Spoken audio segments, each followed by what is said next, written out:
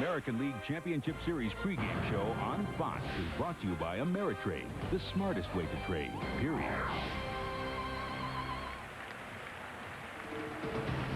Welcome to Jacobs Field here in Cleveland, Ohio, as we prepare for Game 4 of the 1997 ALCS.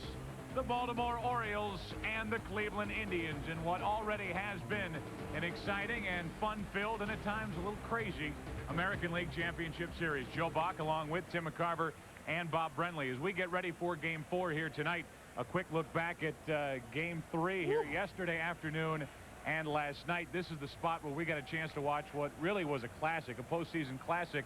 What a crazy way for the game to end with that unusual play at the plate. It has been said that baseball is a game of failure, and never more so than last night.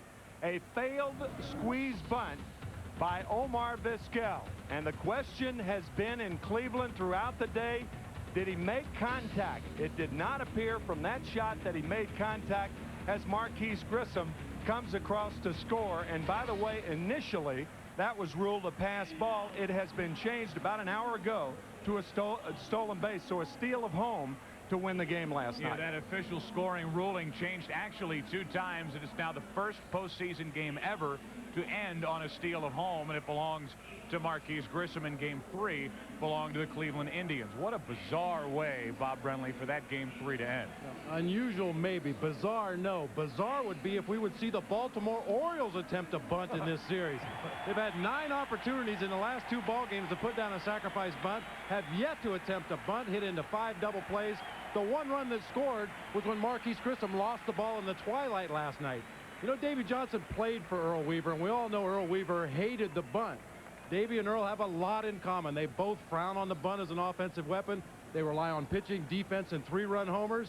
And this is the most important thing, they both win. Earl Weaver's in the Hall of Fame. Davey Johnson, highest winning percentage among active managers. Well, as we prepare for Game 4 of this ALCS, it's worth to point out the pitchers. Scott Erickson is on the mound, and a winner in Game 1 of this ALCS for Baltimore. And there's a look at 21-year-old Jarrett Wright.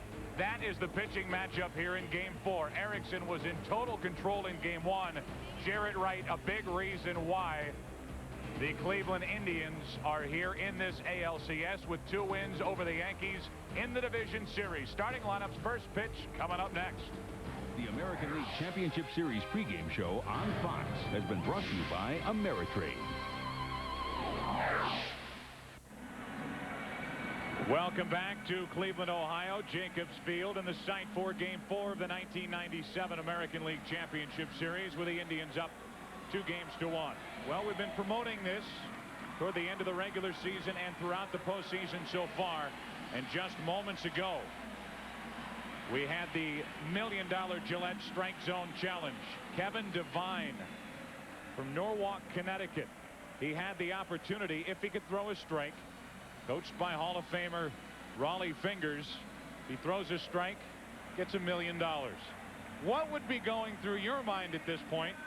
Well, here's what Kevin did. After thinking about it for a moment, just a little low and away. Just a little low and away. And no $1 million for Kevin Devine, but a good effort nonetheless, and he ends up with $50,000 as a consolation prize for being the grand prize winner of the Gillette Strike Zone Challenge. That's amazing, because yesterday pitchers on that same mound struck out 33 batters. And he missed just a little bit low, which is probably what we can anticipate from Scott Erickson tonight. Sinkers down low. Everything is just one gigantic segue. That means it's time for the starting lineup. For the Baltimore Orioles, they will lead it off with Brady Anderson in center field. Roberto Alomar batting second at second. Geronimo Barreau is in right field. The DH moving up to the 4 spot is Harold Baines, hitting .375 in this ALCS. Batting in the 5 position is Paul Merrill. Cal Ripken is at third, hitting 6th. B.J. Surhoff bats 7th. Lenny Webster is hitting 8th. And batting 9th at short, Mike Bordick, who has really had a strong postseason. As you look at the defense for the Cleveland Indians, 4 double plays turned yesterday early behind Oral Hershiser, who gave his team 7 strong innings, shutout innings. Looked like he would win his 9th career postseason game, but that run in the 9th inning for the Orioles sent us eventually to the 12th sent us to that squeeze play in which Marquise Grissom was safe, and the Indians took a 2-1 lead. And here comes 21-year-old Jared Wright.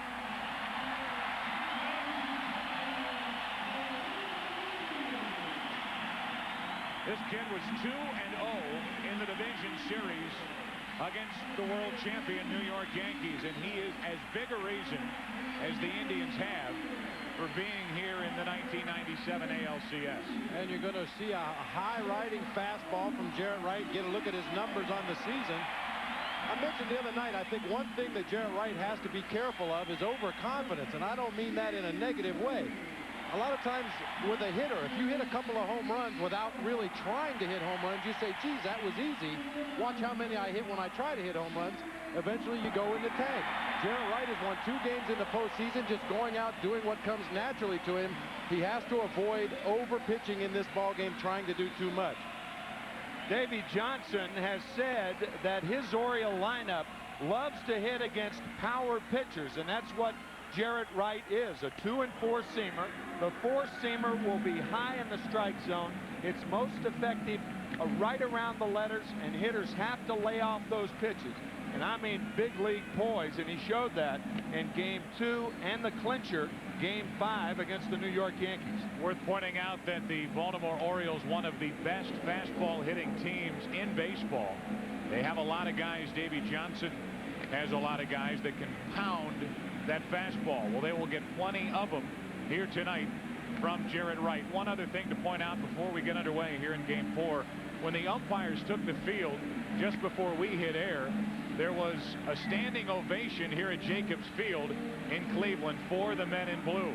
The umpires last night, really yesterday afternoon and last night, so vital in this game. And I think it's fair to say, if you want to put a capper on that missed squeeze bunt by Vizquel, I think it's fair to say for everybody who's watched that replay from every different angle, I think it's fair to say the umpires got the call right. I think so, and we have viewed that thing more than a radiologist views most x-rays.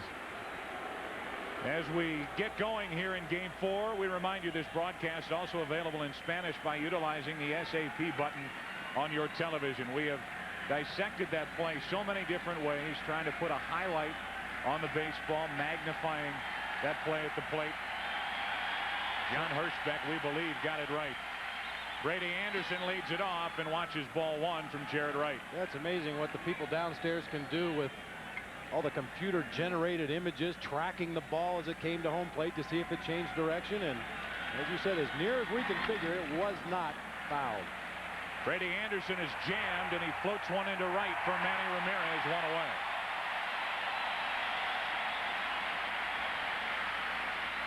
Count 2 balls and a strike. Last night, bottom of the 12th inning and 1 out. Did the ball hit the bat? It did not appear to, and that is the best angle that we have had. No change of direction. Usually if it's a foul tip, it'll go up slightly. It did not appear from that angle that the ball went up at all. There's Lenny Webster starting at tonight's game. Roberto Alomar grounds to short. Vizquel 2 away. And a footnote to that squeeze play, the pitch before, Tim, Webster was struck on the right shoulder with a foul ball. That caused the delay that precipitated the squeeze bunt. Webster's had problems with an elbow this year, took the foul tip off the right shoulder last night. It'll be interesting to see how he throws in this ball game. Once again, as we've said in every game, Mike Hargrove said they're going to run if they get opportunities. 2 out in a blink against Jarrett Wright here in the first inning, and here's Geronimo Baroa. And there's a strike over the inside corner. Baroa started in Game 1 of this ALCS. Here he is back in the lineup in Game 4. To the left side and foul for strike 2, and Jarrett Wright 1 pitch away, 1 strike away from a quick and easy and uneventful first inning.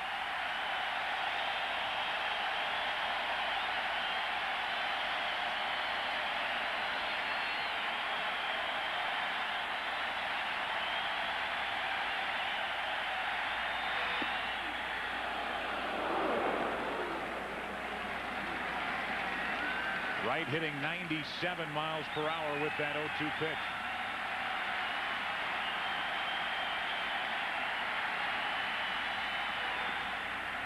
Two and 2. Fans here in Cleveland continuing to treat every inning like the ninth.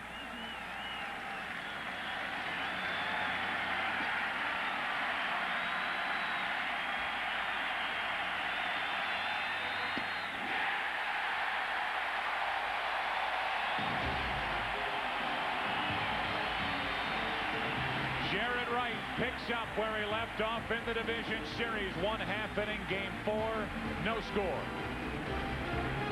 Scott Erickson, his second start of this 1997 ALCS. Boy, was he good in game 1. Here's the lineup he will deal with for the Cleveland Indians. Bip Roberts will lead it off at second base with Omar Vizquel batting second and short. Manny Ramirez is in right field. Jim Thome is cleaning up this season against right-handers, hit 36 of his 40 home runs. David Justice, the DH. Matt Williams at third. Sandy Alomar, the catcher. Brian Giles in left. And rounding out the lineup, he's been involved in just about everything in this series, Marquise Grissom. How about the defense for the Orioles? We highlight Cal Ripken. Not only 0 errors so far in this ALCS, but a play in last night's game, and we're just going to start referring to it as last night's game to save it in the 11th inning. The Orioles would, however, lose in the 12th, and here's right-hander Scott Erickson. The numbers during the regular season: a 16-game winner for the Orioles, and 1 pitch. Chopped back to Scott, and Roberts is gone, and the ground out 1-3. And on the first pitch of the ball game by Scott Erickson, he shows the Indians about the way he's going to work tonight. 75%, or 3 out of 4, pitches that are hit fair against Erickson are hit on the ground because of that sinking fastball. A wicked slider, more apt to be hit in the air, changing speeds a little more often this year, and if the Indians get on, as Joe said earlier, they'll run against it. There's a ball to Omar Vizquel, who is hitless in this ALCS. 9 out of 29 in the postseason. Air mails it all the way to the backstop. Nobody on base. Lenny Webster just wants to make sure he doesn't get hit again. He's had a rough series behind the plate, getting whacked with foul tips. Supposed to play that ended the game yesterday, or last night, or this morning, whenever that was. It feels like all 3. 1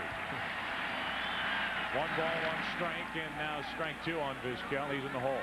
Well, Bob, you bringing up Lenny Webster getting hit last night, and there was about a 3 or a 4-minute delay. Remember the 1995 World Series, Cleveland and the Atlanta Braves, and Bobby Cox making a statement. This, of course, is game 3 of the ALCS, and that was when Lenny Webster was hit last night.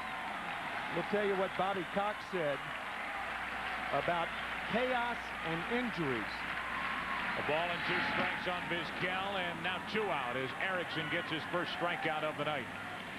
Bobby Cox went out to argue with Bruce Fleming 2 years ago, second base umpire, and the argument lasted about 4 or 5 minutes. He came back and the squeeze was put on the next pitch. Last night, after the visit by Davey Johnson and the Orioles trainer, Rich Bansell, about a 3 or 4 minute delay, the squeeze was put on the first pitch after that. Davey Johnson showing no tendency to pitch out, and Grissom awarded home on a steal. 2 out, nobody on for Manny Ramirez. Got a lot better swings here in game 3. Trying to get dialed in, but still in the postseason, hitting only .188.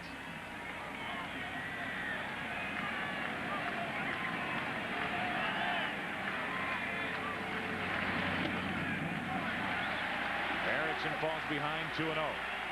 In game 1 of the series, Erickson gave up a few fly balls early in the game, but then through the middle part of the ball game, the 3rd, 4th, and 5th inning, he really settled in. Got a lot of ground ball outs. He seems to be settled in already in this ball game.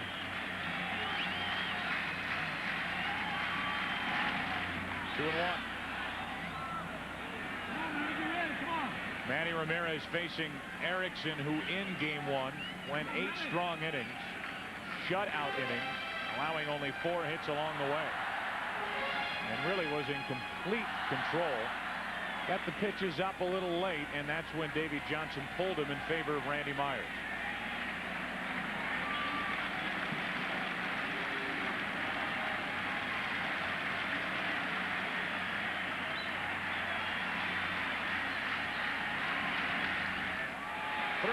side, a 2-out hit for Ramirez.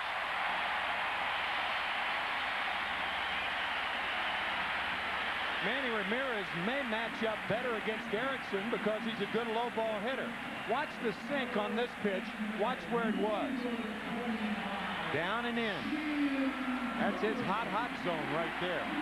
And we talked about this in game one. Anytime you have a sinker ball pitcher on the mound, those ground balls can go through the hole as well.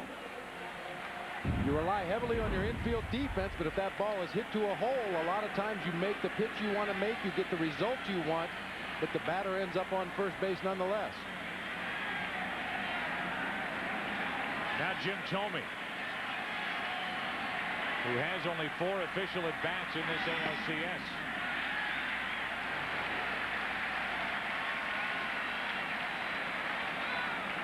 Jim Thome, like a lot of lefties, likes that ball down and in and over the middle of the plate. With that slightly open stance, he likes to pull the ball, susceptible up and in, low and away, and up and out over the plate.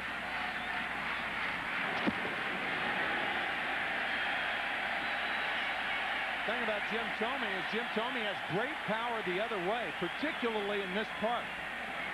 Only 325 down the left field line here at the Jake.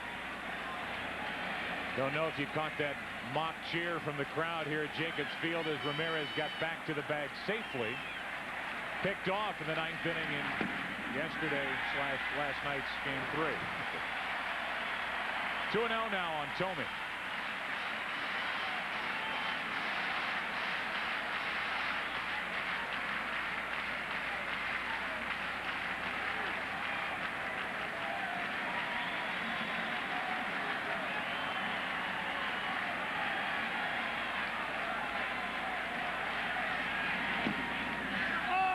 Strike over the inside corner, 2-1.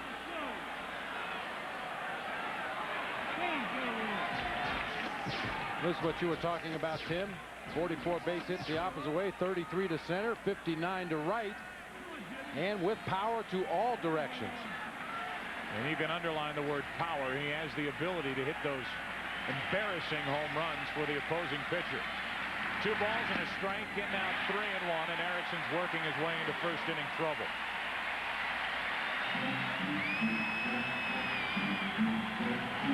We asked Davey Johnson if he was concerned with Erickson coming back on 3 days rest, and he said he was not concerned at all. He felt Erickson would be better working on 3 days rest because of the movement on that sinker. Erickson's a pitcher that he has to tell not to throw between starts. 3-1 to Thome. Off Erickson's glove to Alomar in the easy flip. Score at 1-4-6 on the force out. The Indians lead 1. We are through 1 inning. We will see Ripken in the second. No score. We are through 1 scoreless inning here in game 4 of the 1997 ALCS, with the Indians out in front of the Orioles 2-1. And while we work here in the American League, how about that game in the NLCS worked today in game 5 by Levon Hernandez of the Florida Marlins. 15 strikeouts. He set that old LCS record that was set yesterday by Mike Messina. Yeah, it was quite a performance. I tell you, the young man stepped up in a big way. Marlins lose Alex Fernandez. Steps right in there and acts like he owns the joint. And now Atlanta faced with the task of trying to win their 3rd game of the NLCS against Kevin Brown. Baines gets into one into right. Ramirez back to make the catch, 1 away.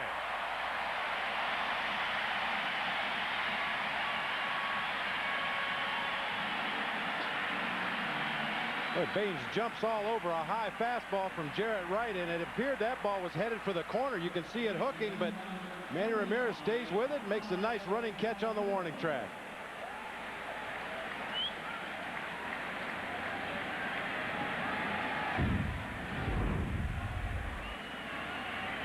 No missteps allowed there by Manny Ramirez. He went right to it. That's the first out, and now with the bases empty, here's Palmeiro.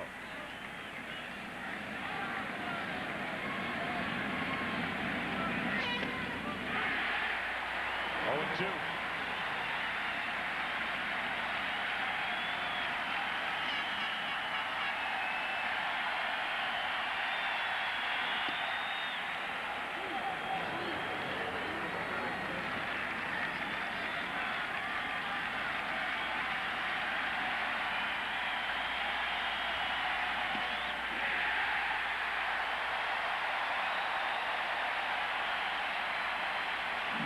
2 out here in the second.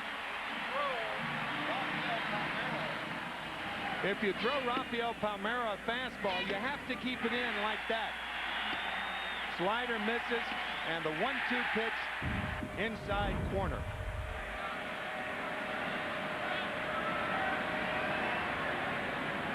So the first 5 have been retired in order. That, of course, includes the loud out made by Baines, and now that streak is broken as Ripken gets a base hit to right.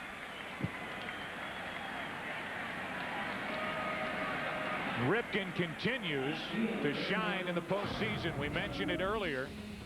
And in the bottom of the 11th inning with nobody out. How about this play? Down the line as Randy Myers had entered.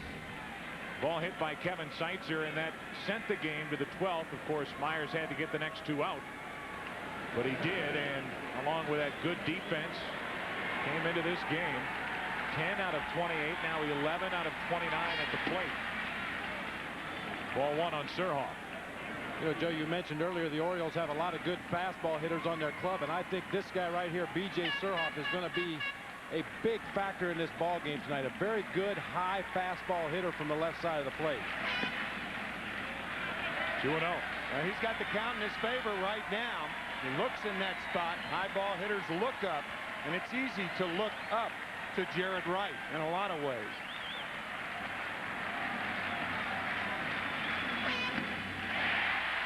Blown right by him with 95 miles per hour. That fastball was away. That had some tailing action. Was about waist high. Alomar sitting inside, tailing away. That was a 2-seamer right there.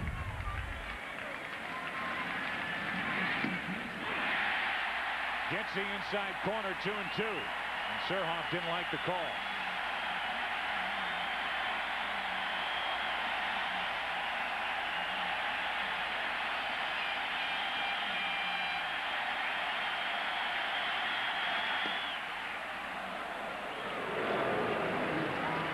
Back with an 87-mile-an-hour changeup.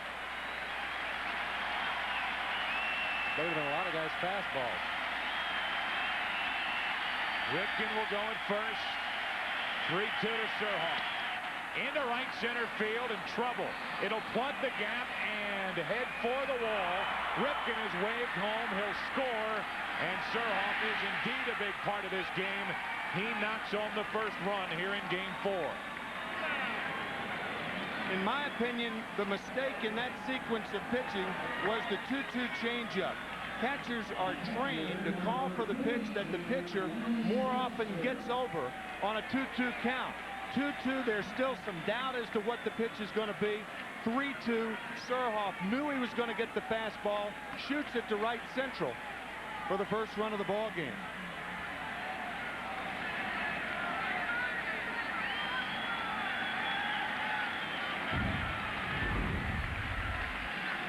So the 2-out hit by Ripken.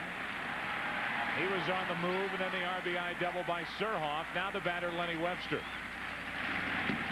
Ball 1. Also missing with that changeup on the 2-2 count. Runs the count to full. The runner's going to be off and going with the pitch. Right. Chances are Ripken would not have been able to score on that ball hitting the gap had he been taking a regular lead off first base. Webster brings his bat, checks on Vizquel, and that will end the inning. But a little 2-out rally by the Orioles, down 2-1. It was started by Ripken. He was driven in by Surhoff. 97 American League Championship Series on Fox is brought to you by Miller Lite, who reminds you that anything can happen at Miller time. By Mazda, come see what happens when a car company has more engineers and fewer accountants. Mazda. By Oral-B, the brand more dentists use themselves. And by Visa, it's everywhere you want to be.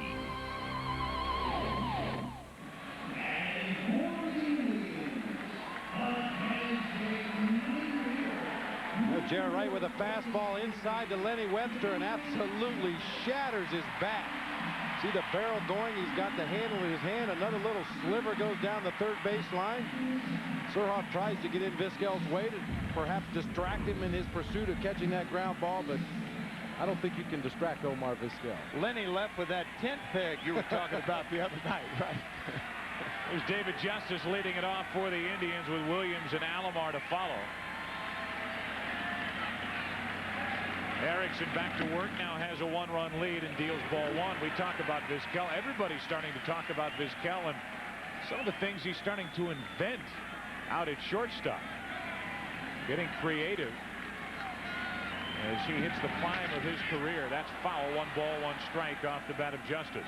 Yeah, the physical things that he does on the field are impressive enough. He makes all the plays. He makes a lot of plays he shouldn't make. But it's the things that he does mentally to stay in the ball game and to keep his pitcher in the ball game. The attempted pickoffs, calling off outfielders on pop-ups, catching him over his shoulder. He seems to always be in the game looking for some kind of an edge. 1 and 2 strikes now on Justice. He has 3 hits in this ALCS.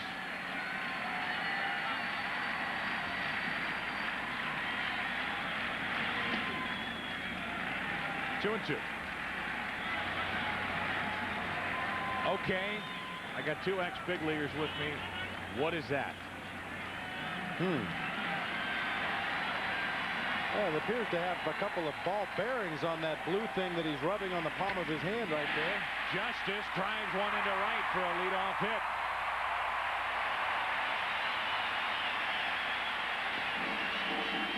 Getting back to your question, that may be a way of alleviating a bone bruise on Manny Ramirez's hand. A lot of times the trainers will use a square edge pencil and roll it back and forth to try to alleviate a bone bruise. As you see the slider from Erickson get roped into right field by Dave Justice.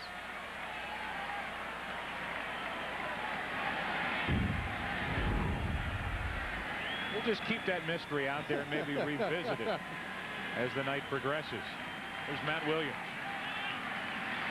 4 hits in this series, an RBI, 4 out of 12. That's inside for ball 1. We should have our own team doctor up here. Own team doctor to explain things like that. Did he go? No. Well, it appears to have a series of ball bearings there. You can see him rolling around. A lot of times guys get those bone bruises deep in the palm of their hand when they get jammed badly at the plate. Everything's ball bearings these days. You know that.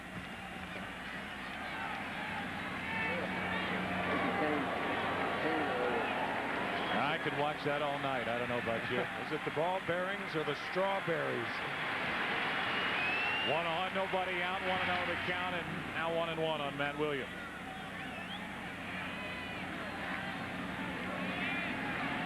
Well, he figures Erickson's going to go after Matt Williams with a variety of sliders, different speeds tonight. Williams is another guy that's a very good low ball hitter from the middle of the plate in. That sinker from Erickson, that's where it's going to end up more often than not when he throws it to a right-handed hitter.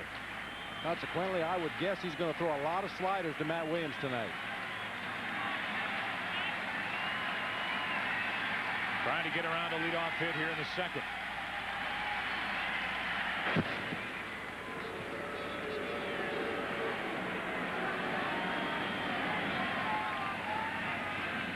There it is, down and in. You aim that sinker for the middle of the plate, and the tailing sinking action is going to end up in that hot zone, down and in.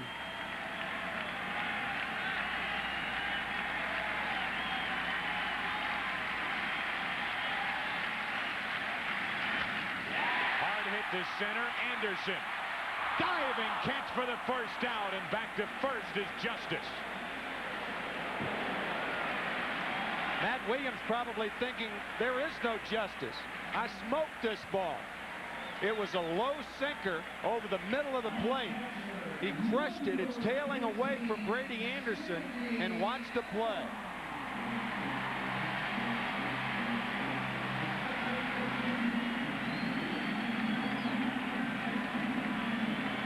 That ball fooled Brady Anderson a little bit. He appeared to be in pretty good position at the last minute. The ball really seemed to take off away from him.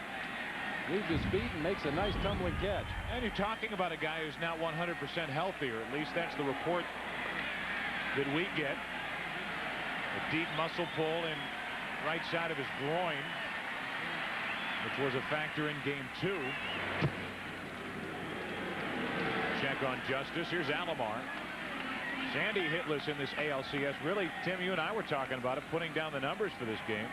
Neither team really hitting a lick in this ALCS so far. Baltimore Orioles with a .210 average, and the Indians batting .160 in the first 3 games. Talk about Brady Anderson in game 2. That's the effort where he ends up pulling that groin a bit, and then later popped up running the bases.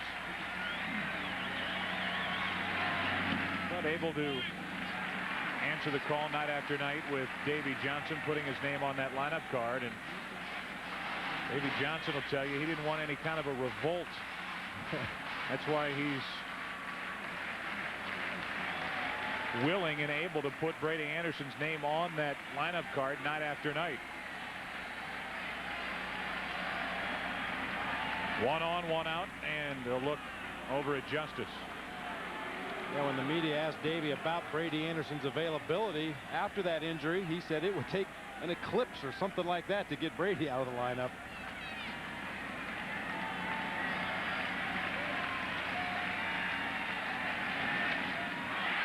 Alomar into deep center field.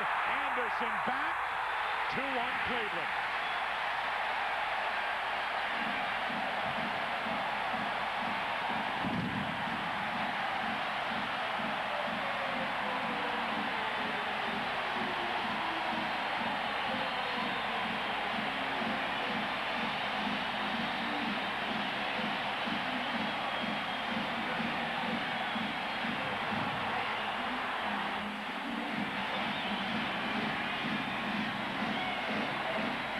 People are mistaken when they think that every ball that is hit out of the ballpark is a mistake.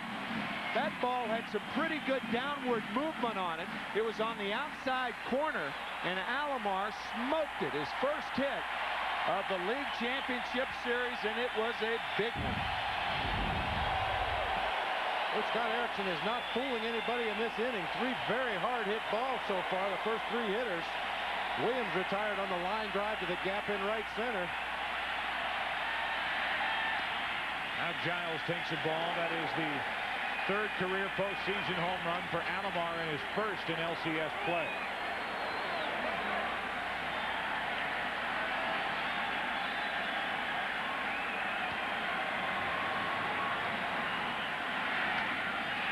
That's well hit to left field and out of the reach of Surhoff.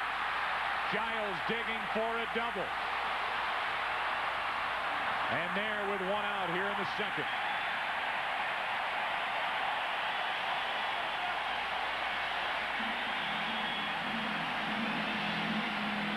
The Indians are approaching Erickson much better in this game than they did in game 1. 2 balls hit to center field, and now Giles going to left. And you can see the action on that ball as it tailed away from B.J. Surhoff, unable to come up with it.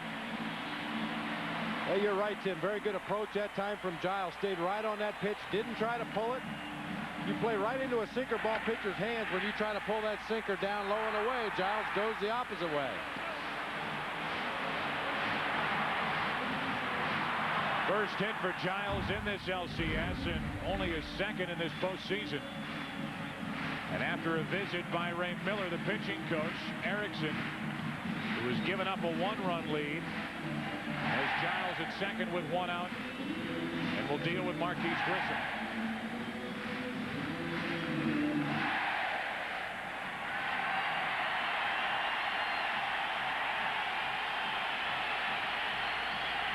Everything has been hit hard in this inning.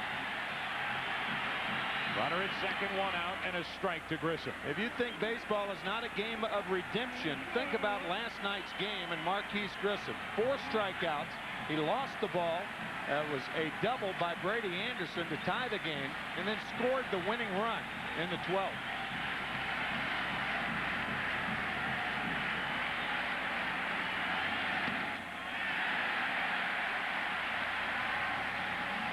Dave Nelson, the first base coach, had this to say to Brian Giles. Hey, just be aware that balls might bounce into the dirt. Kick away, you advance on the ball, all right?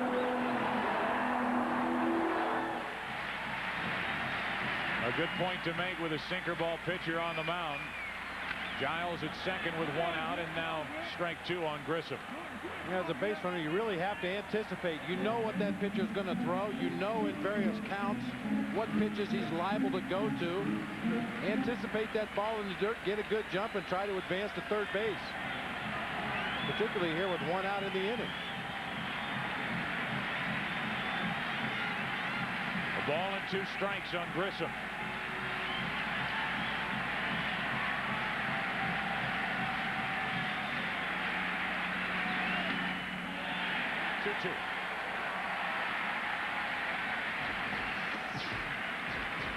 Grissom more of a pull hitter. That's a deceptive spray chart because he likes the ball inside. A lot of times when he's fooled or has a broken bat hit, those are the ones he goes to right. But primarily, he's a left center type hitter.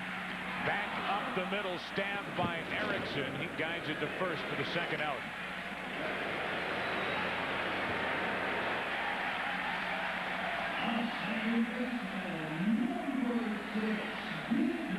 Sinking fastball from Erickson. Grissom only able to hit the top half of the ball and pound it down into the ground in front of home plate. That's the desired result for that sinker down low in the zone. See the downward movement of that ball? Just can't get it in the air when it's down there below the knees.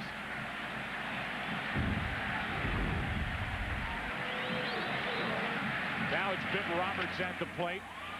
A little pop-up into right. Baroa in to make the catch, and the Indians get 2 on the home run by Sandy Alomar. Back for inning number 3 after this from your local Fox station. Welcome back for the 3rd inning here in Cleveland. Tonight's overhead shots are courtesy of the Goodyear Blimp Stars and Stripes, based in Pompano Beach, Florida. At the controls is Captain Larry Chambers from Lighthouse Point, Florida. All the captains, all the pilots seem to be from the state of Florida, don't they? Yeah, you mentioned that the other day. Lighthouse Point. That sounds like a place you'd want to go on vacation. It really does. Hang out with Larry. Hang out with Larry. There you go. Mike Bordick leads it off. Took a strike, now a ball that barely missed. 1-1. Wear a thick coat and write a mystery novel. Bordick, 5 out of 18 in the postseason. He went around, strike 2. This ball inside, when you think about it, what are they saying in the Baltimore dugout? They're saying make right, get the ball down. Do not swing at the ball around the letters. Strikeout number 3.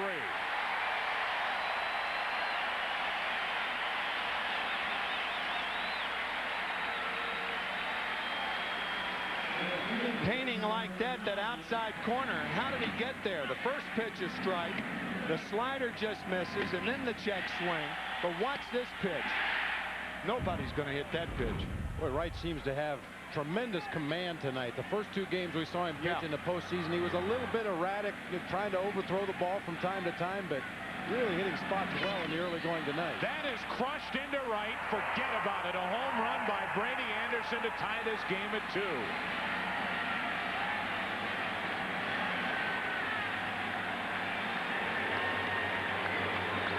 Ramirez never turned around.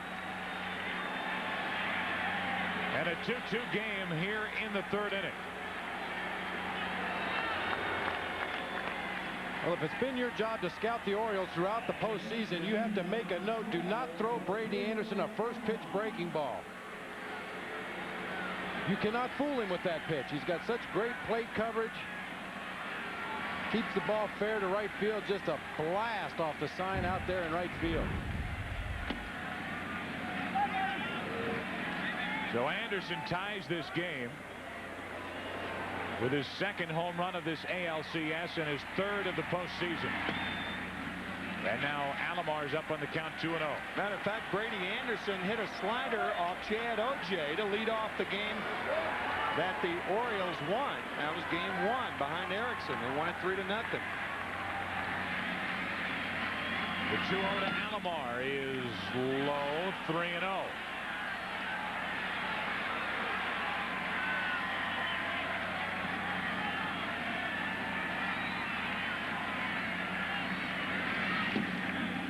0 again and a 1-out walk. First walk handed out by Jared Wright. Sandy Alomar holding the ball. Mike Hargrove wants to hold a conference with home plate umpire Durwood Merrill. But of course, if you argue balls and strikes, you are gone. That is an automatic ejection. Sandy Alomar, whenever you see a catcher hold the ball like that and then kind of turn his head toward first base, he is questioning the calls from the home plate umpire, trying not to show him up. Now into the heart of the lineup for the Orioles. Here's Baroa. Hard hit to third. Diving stop, Williams. And the force out at second. 2 out.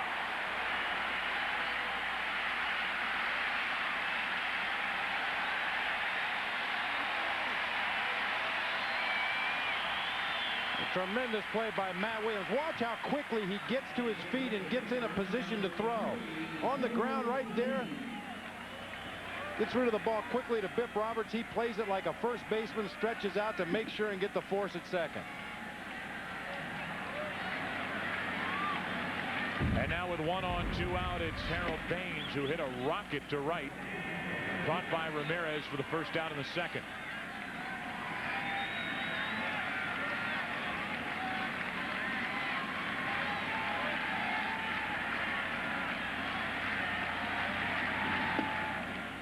Two 2-0 from Jared Wright. Davey Johnson again telling us before the game that his lineup loves these types of pitchers. Hard throwers. Jared Wright with a 95-mile-an-hour fastball and a hard slider. And a 3-0 count on Harold Baines. Wright is starting to fall behind hitters. Something he's done here in the third inning, something he didn't do in the first 2. That's kind of what a home run will do to a young pitcher. Scares him out of the strike zone.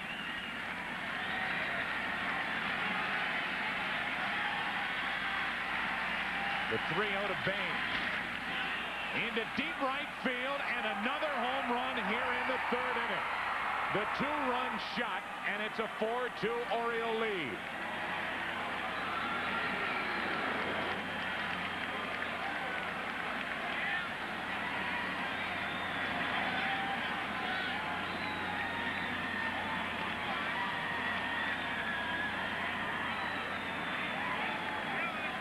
Well, if the first one scared him out of the strike zone, we'll wait and see what the second one does to 21-year-old Jared Wright.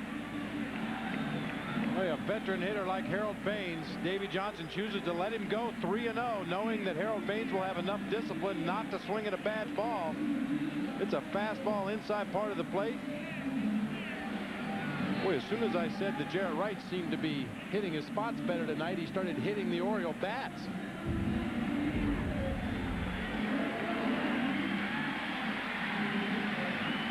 So the 38-year-old Harold Baines tags the 21-year-old Jared Wright, and it's a 4-2 Oriole lead in the third.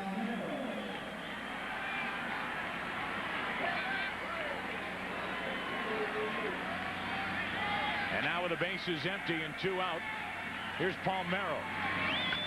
That's crushed into deep right center. Is it the third of the inning? It is. And it's a 5-2 Oriole lead.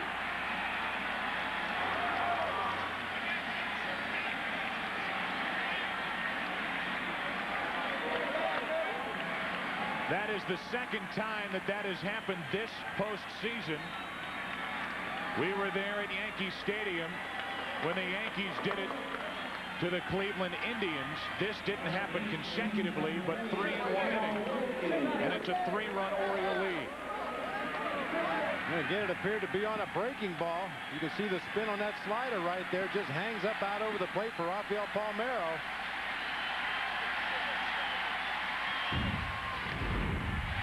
Now Ripken takes a strike.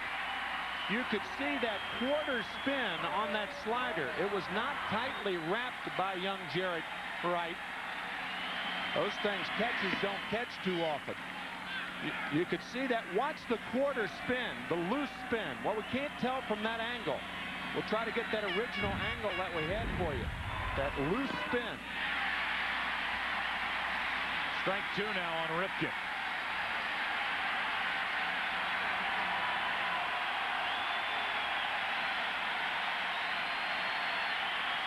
And this crowd reminding young Jarrett Wright that they're still behind him. It's early, third inning.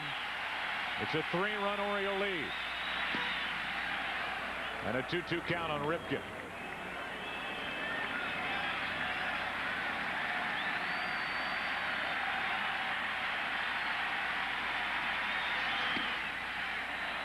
Now a full count.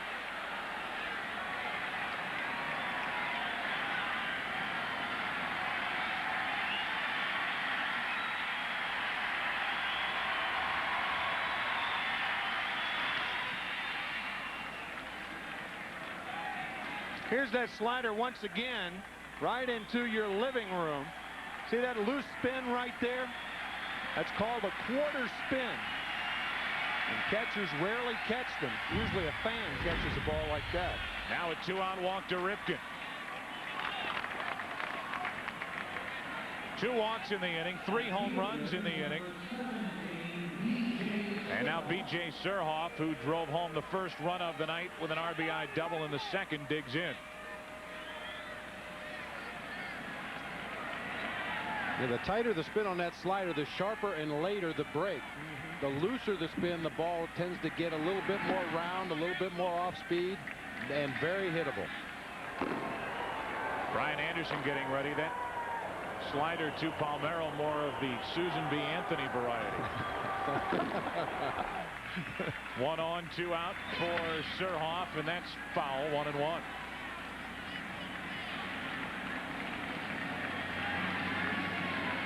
Bigger denomination for you. I think sliders like that were minted a long time before the Susan B. Anthony dollar. Surhoff with 1 on, 2 out. That's down the line in left. Trouble if it's fair. It is. We will watch Ripken run. Headed for third and held there by Sam Perlazzo, and it's second and third, 2 out. And Jarrett Wright can't get anybody out. He has hit a rut here in the third inning, and we'll see if he will throw another pitch here in game 4. Bob, you called it about B.J. Surhoff being locked in against Jarrett Wright. First a double to right center, now a double down the left field line. The carom nicely played by left fielder Brian Giles.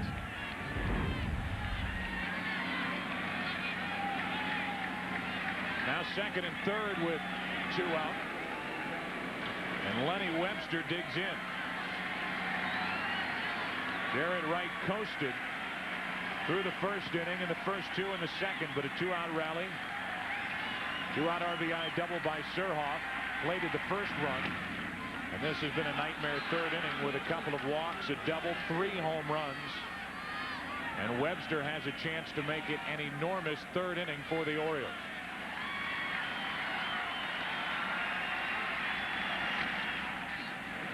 Williams on the charge, a 2-hopper, and it's over. And Jarrett Wright keeps his team in the game as the Orioles lead 2. They have stranded 3 tonight. They batted around in the third, hit 3 over the boards, and lead by 3. Jarrett Wright just left the dugout, the Indians dugout, and as Brian Anderson continues to warm up out in the Indians bullpen, you have to believe Jarrett Wright's night is finished because of these 3 swings. You can see where Sandy Alomar was set up. The first slider to Brandy Anderson was supposed to be down and in. It was out over the plate. Fastball to Baines was supposed to be away. It was on the inside corner. And then Rafael Palmeiro just clobbered a hanging slider. And really, after that first inning in game 2 of the division series where Jarrett Wright walked 3 and struggled, it's the first time we've seen him really get hit hard. And it's amazing what he's accomplished in this postseason, but that third inning really, well, I said nightmare before, and it's almost worthy of saying it again, and something that these Indians fans were not thinking of when they entered Jacobs Field tonight. A ball and 2 strikes on Vizquel leading off. Hard hit, but right at Bordick. Vizquel's 0 for 2 and 0 for 13 in the LCS. Talking about what a difference a day makes. In yesterday's game, a game that went 12 innings, there were 2 extra base hits, 2 doubles by the Orioles. The Indians had none. A double by Brady Anderson on the ball lost by Grissom, a double by Geronimo Baroa. And tonight already there have been 4 home runs and 7 extra base hits. Brady Anderson hit the first of the 3 home runs in the top of this 3rd inning, which has produced a 5-2 lead. But I'll say this for Jarrett Wright. He didn't fold up the tent with 2nd and 3rd 2 out. He got that final out to keep it a 3-run game.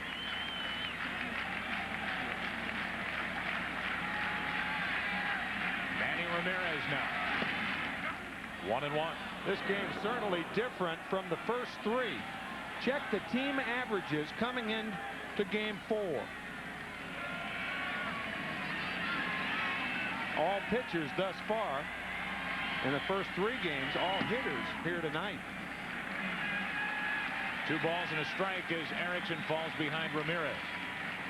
Of course, a big factor in that game yesterday that started in the afternoon with the shadows on the field, and even Mike Messina said it was a huge factor with the shadows on the field. The batters couldn't appear to pick up the ball out of the pitcher's hands. A lot of strikeouts early.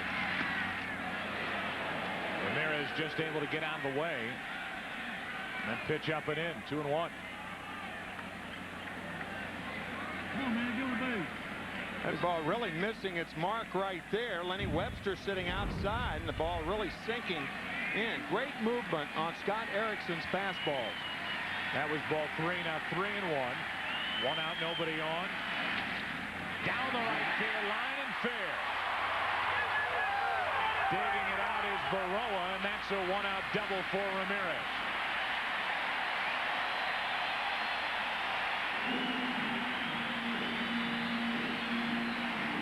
Ramirez is starting to get locked in. Well, you mentioned it, Joe. He started to show signs yesterday of swinging the bat much better. If you can hit this pitch down the right field line, that says you're staying on the ball, not pulling off, not trying to do too much with the pitch.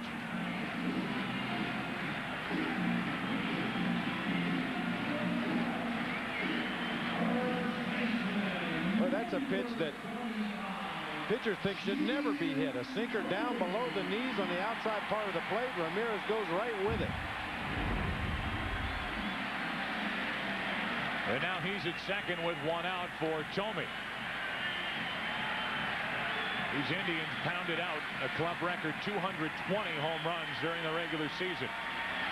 They are more than capable of getting back in this game, down by only 3 in the 3rd.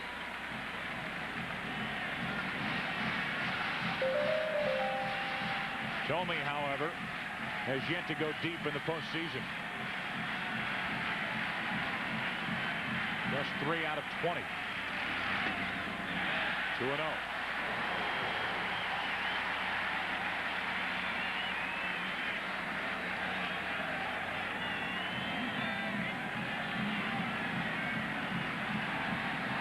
These fans here at Jacobs Field have been terrific during the division series with the Yankees. Packed in game after game, and now with the Orioles ALCS, and they look at ball 3.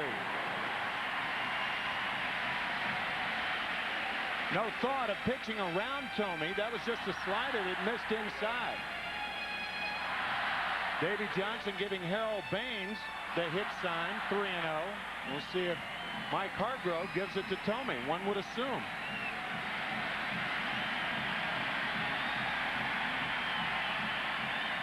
And now Webster wants to talk to Erickson.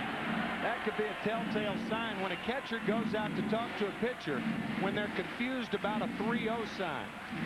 Usually 3-0 is a fastball right down Broadway. And if I were Thome, I'd be looking for the slider right now. I think that's what Erickson wants to throw. It's almost a free swing situation. You look in that smaller imaginary box. If it's not there, even if it's a strike, take it.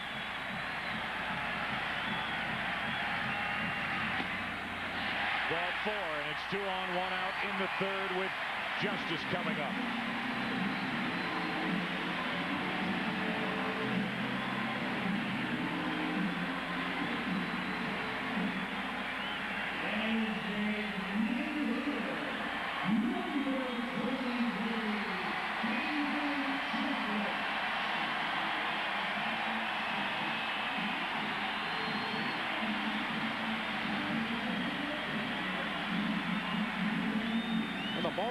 Orioles have used a pickoff play throughout the year at second base where the pitcher never looks back to second base. He gets a sign from the catcher.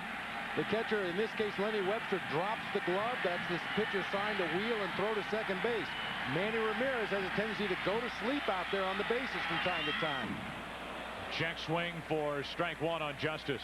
Yeah, one would think, Bob, that after the pickoff in the 9th inning of yesterday's game, representing the potential winning run, you could see him nod, third base coach Jeff Newman telling him, I've got the shortstop.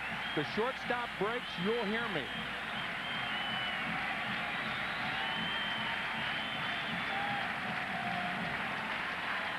Tying run at the plate. 1-1 on Justice. Well, we keep referring to Manny Ramirez getting picked off, and here it is. For the first out in the bottom of the 9th inning. Second time he's been picked off first in the postseason. Back in the '95 World Series as well. Game 2 by Lopez, the catcher of the Atlanta Braves. That's strike 2 on Justice. Bob, you asked Mike Hargrove today, was something on yesterday, the hit and run sign? He said no. It looked like Ramirez was leaning like he was trying to get a jump towards second base, almost as if it was a hit and run play, but he said no, there was nothing on.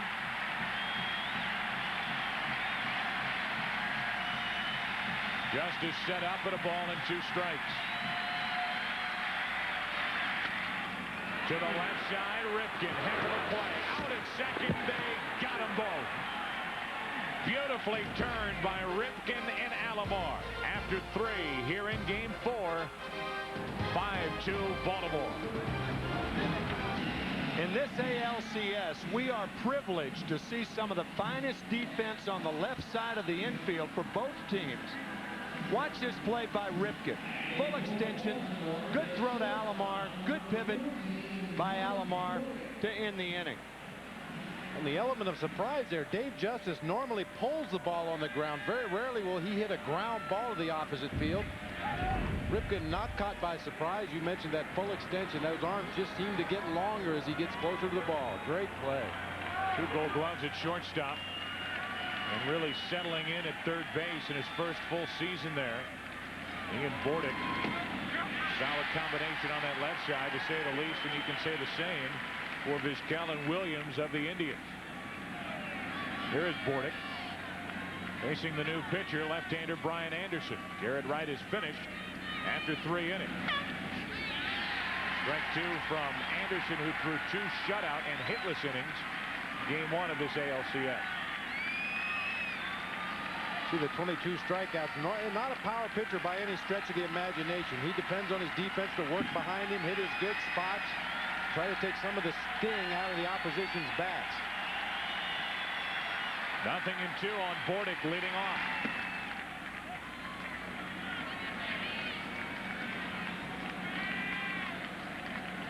Anderson was not eligible for the division series. Added to the active roster between series. And here he is working in his second game during this ALCS. Still 1-2. And Mike Hargrove told us that when Anderson was added to the postseason roster, the reason was situations exactly like this. When the Cleveland starter, a right-hander, got knocked out early, bring in Anderson because Davey Johnson has a tendency to flip-flop his lineup.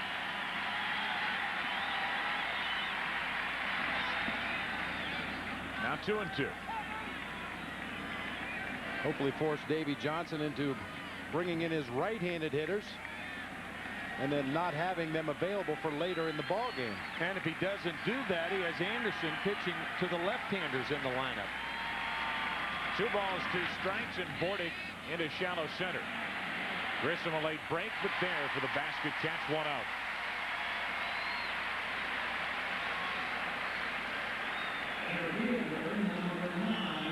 Brady Anderson has already made his presence felt here in game 4. This diving catch for one of the prettier plays of the postseason, and then this, the first of 3 home runs hit by the Orioles in the 3rd.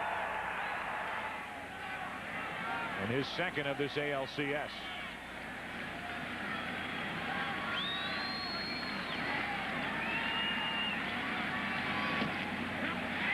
missing the left-hander and taking strike one.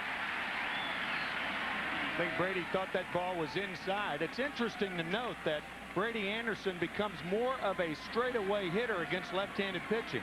He pulls right-handers straight away against left-handers. And sure enough, that's the Indian outfield alignment. Even after the home run off the right-hander right, the Indians outfield is straight away for Anderson.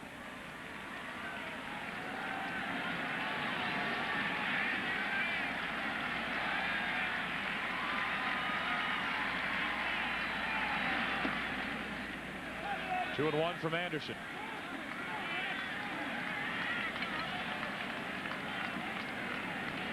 Roberto Alomar will follow here in the fourth inning with the Orioles leading by 3. 3-1. It's a little too far inside that time after getting ahead with a fastball on the inside corner. Brian Anderson missed with 2 breaking balls and tried to go back to that same slot inside but missed. But they're going to try to go in there again. And they catch the corner, full count. And Anderson thought it was inside again. I'll say this for Durwood Merrill. He has been consistent on that inside pitch tonight. He's called that inside corner a strike to every hitter, at least every left-handed hitter in the ball game tonight.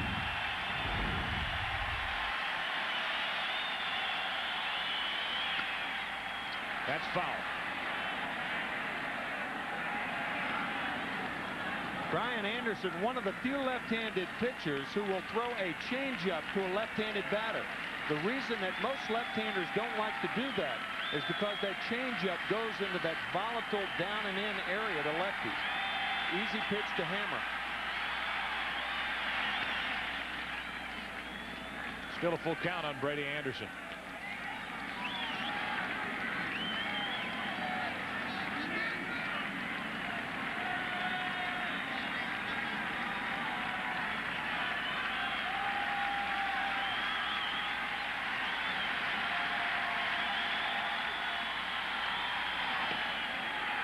A one-out walk.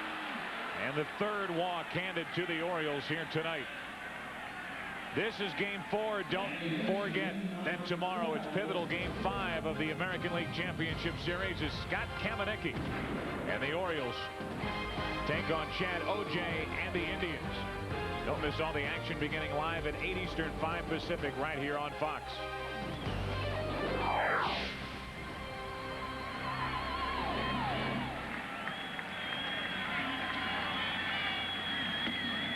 Alomar takes a strike.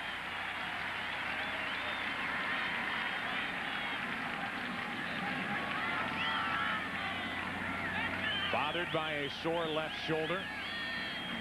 The reason why this switch hitter has hit predominantly left-handed throughout the second part of the year, even against left-handed pitching, as he pops it into shallow right for Ramirez. 2 out.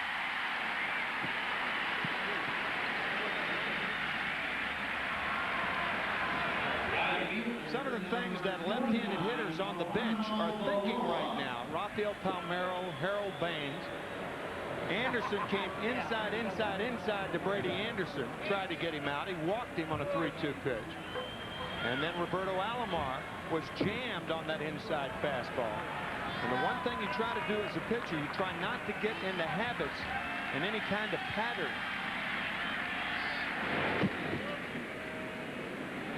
All the left-handers trying to gauge how Anderson's going to pitch them, particularly Harold Baines, who's on deck following Baroa. Baroa at the plate, 1-on-2 out here in the 4th. And Anderson nearly picked off by Brian Anderson. Pretty good move this time for Brian Anderson. The move before this was not a real good move. Now he breaks out his good one. You can see the hand just gets in under the tag of Jim Thome. A lot of lefties will do that. They'll show you a very mediocre move once, maybe twice, and then put the good move on you. That was close to a balk right there. The one before, actually, I thought the right foot went behind the left leg. That was another shot where Brian almost balked. If the right foot goes behind the left leg of a left-handed pitcher, he's committed to go home and cannot go to first. Ball 1 to Baroa. against Anderson. Base stealers 3 for 8. Picked off 3. Nearly got Brady Anderson. He's at first with 2 out.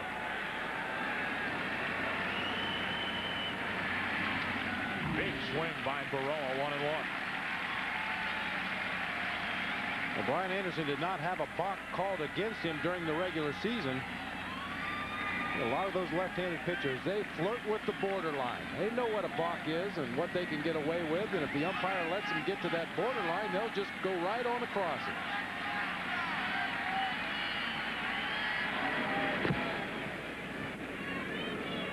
That's as close to the borderline as you want to go. And I bet there are a lot of baseball people watching this game around the country going, that's a balk. You could get dual citizenship with this move. See the right foot? Looks like it's behind the left leg. Awfully close. Baroa shoots one to right. Ramirez back to make the grab to end the top of the 4th inning. Anderson, 1 scoreless inning under his belt. Indians come to bat, down by 3. Now we're 3 shutout innings in this ALCS. 1 here tonight. Bottom of the 4th inning. Indians come to the plate with Williams, Alomar, and Giles, trailing the Orioles by 3. Williams was the one robbed by Brady Anderson on that diving catch we showed you. The top of this inning, back in the 2nd. So 0 for 1 as he takes ball 1 low.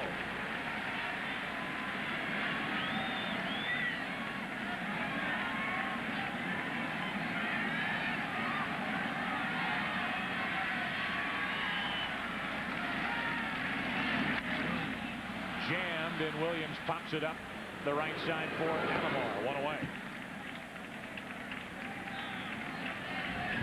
Right now, a Miller-Lite game break. Talked about it a bit earlier. The story today in baseball is Livan Hernandez. This, the one blemish on his record, a home run hit by Michael Tucker for the only run of Game 5 for the Atlanta Braves. Well, the Marlins went on to win that game 2-1 behind Livan Hernandez and his LCS record-tying 15 strikeouts. And now have a 3-games-to-2 advantage as that LCS heads back to Atlanta.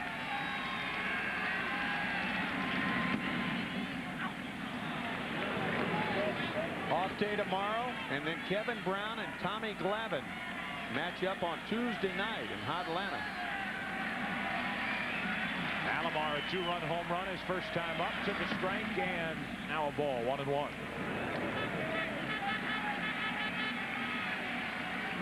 You look at what Sandy Alomar Jr. did his first 7+ seasons coming into this year. He has broken through here in 1997, and something that you brought up earlier in this season when we were doing an Indians game.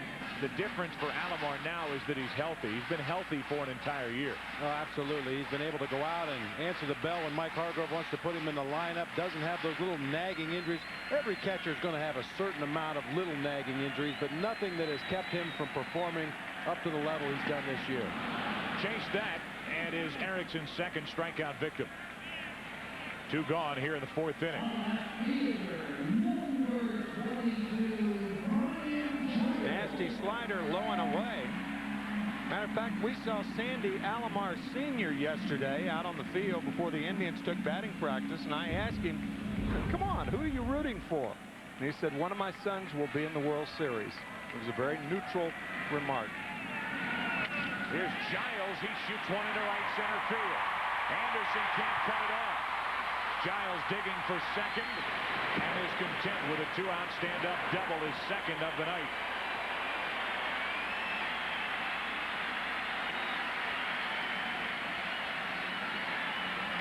And much like B.J. Surhoff for the Orioles, Brian Giles seems to be locked in here.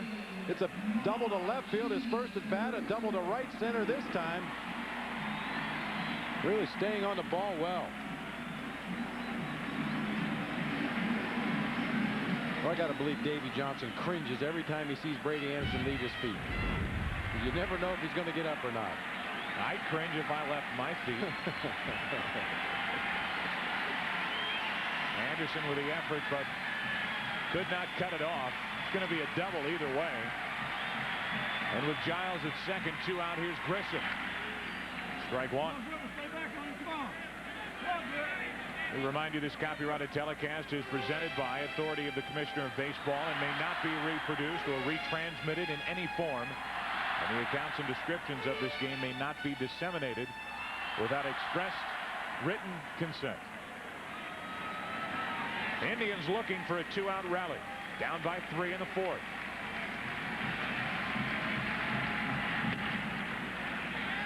One ball, one strike.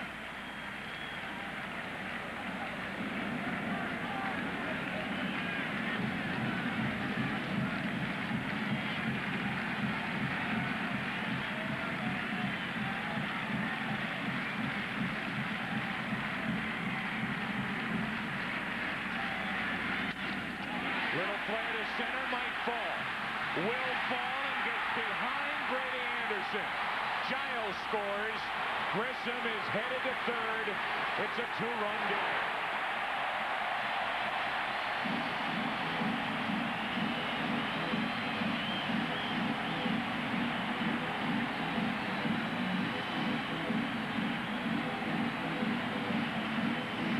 It looked to me like Brady Anderson thought he had a play on Brian Giles at home.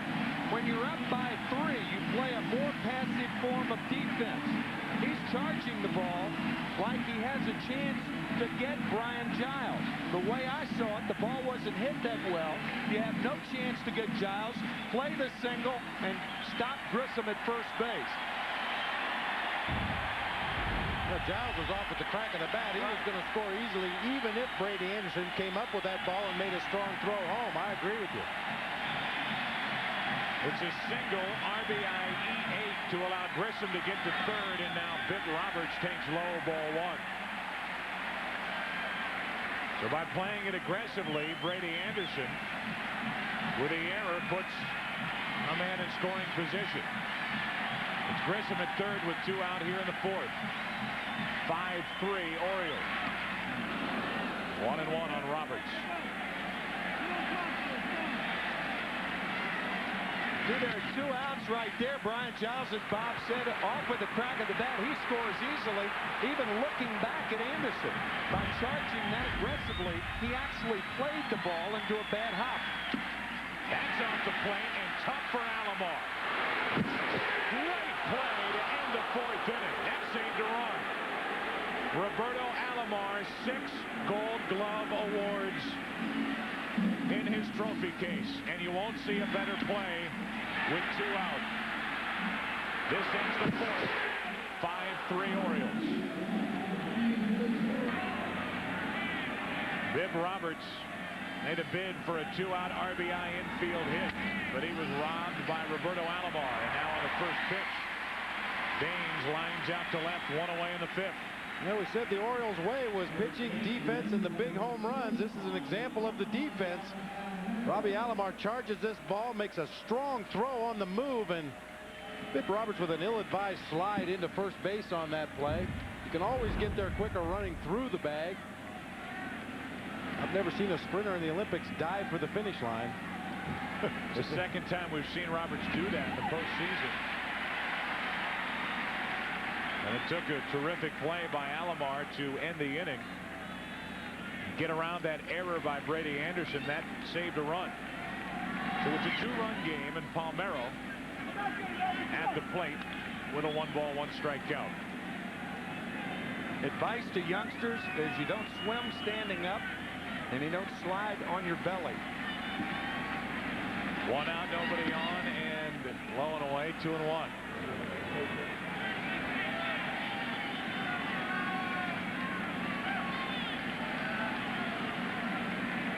2 balls and a strike. Palmeiro's jammed, and now 2-2. That's what we were talking about the last inning. He tried to get inside to Brady Anderson, and then he jammed Alomar, and then he jams Palmeiro. See that ball hitting down around the trademark, not able to get the bat head out in front of the plate and catch up to that inside fastball. Plus, it was a little up, a good location for that pitch.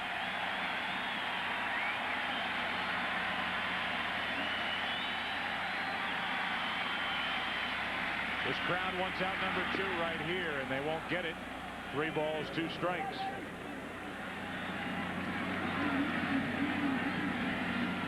for Palmeiro his last time up.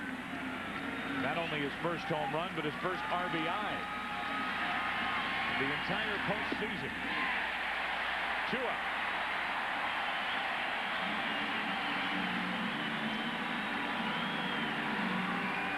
Well, Davey Johnson said he felt Rafael Palmeiro was trying to pull too much. You can see a pretty good hack at that fastball. Anderson misses up high. Breaking ball misses away. Gets jammed with a fastball in. Pushes him off the plate and then goes away with an off-speed breaking ball. If a hitter's at the plate thinking pull, he's going to be susceptible a couple of different places, and the Indians have been able to go right at those locations. 2 out, nobody on, and the ball to Ripken.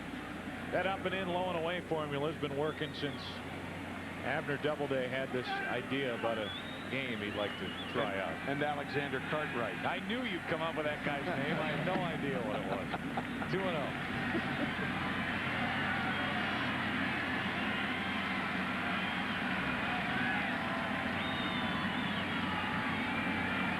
Base is empty with 2 out. 2-1.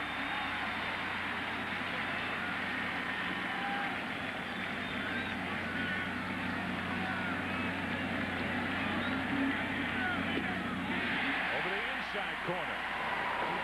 Brian Anderson has been terrific since being added to this postseason roster.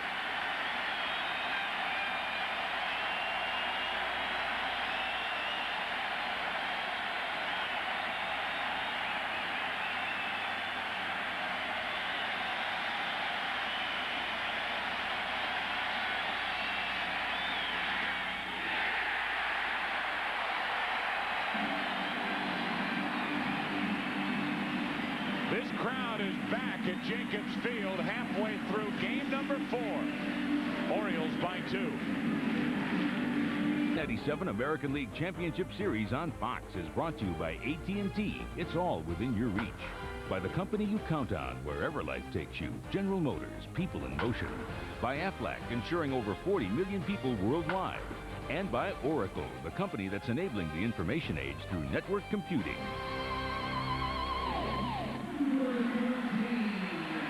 Welcome back to Cleveland. We get into the bottom of the 5th inning. It will be Vizquel, Ramirez, and Thome.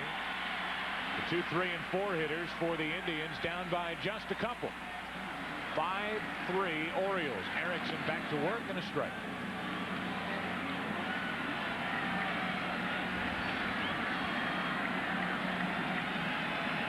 The postseason hitting .290, hit .500 in the division series. Hitless in this LCS. Strike 2. Had to be sitting on that slider inside. You're not going to hit a ball like that hard unless you're looking for it.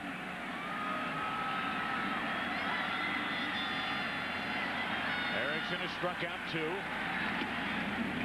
and misses with ball 1.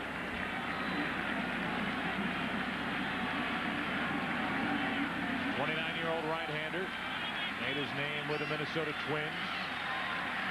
Traded to Baltimore in July of 1995. Still 1-2.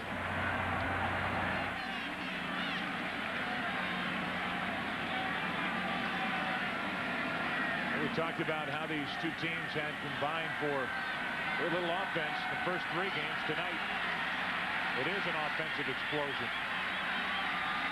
We've seen 4 home runs, 3 hit in 1 inning by the Orioles. Came back in the 3rd. The other belongs to Sandy Alomar, a 2-run shot in the bottom of the 2nd, which gave the Indians a short-lived 1-run lead. I don't think these fans or either manager could stand another nail-biter after yesterday's ball game. 2 balls, 2 strikes. Still 2-2. So many record sets, so many bizarre happenings in yesterday's game. The Orioles stranding 3 in the top of the 11th. Indians stranding 3 in the bottom of the 11th. Again, the 2-2 to Vizquel. Behind the plate for Webster. Can't get to it in time. Then he took the circuitous route to that pop-up and really didn't have enough time.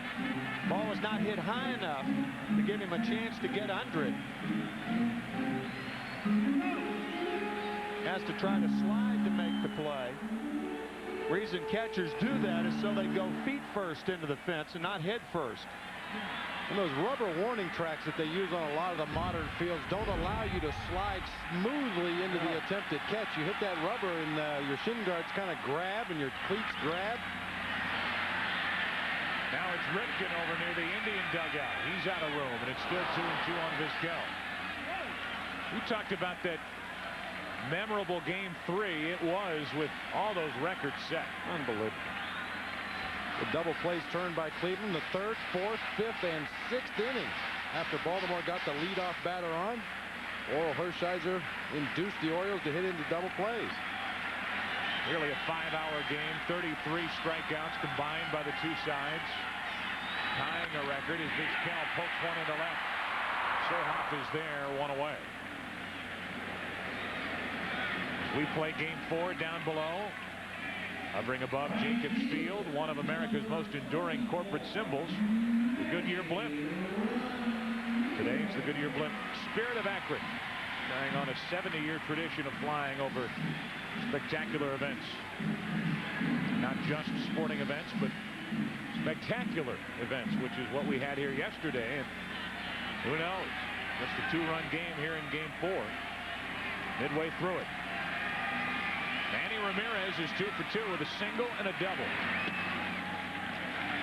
Ball 1. We talked about Manny Ramirez being locked in. He's got a very unusual hitting style. He steps in the bucket a little bit with that front foot, but he still has great plate coverage and great power and drive to the opposite field. Normally guys that bail out that way don't cover the plate that well. One of the great hitters of all time, Roberto Clemente, hit in similar fashion. And that was a tag on Manny Ramirez when he graduated from George Washington High in the Bronx. But he was another Roberto Clemente. One out with the bases empty and the ball 2-1 to Ramirez. See, the foot may lean toward third base, but the front shoulder is in there. That is the key to any hitter's success. Look how locked in that front shoulder is.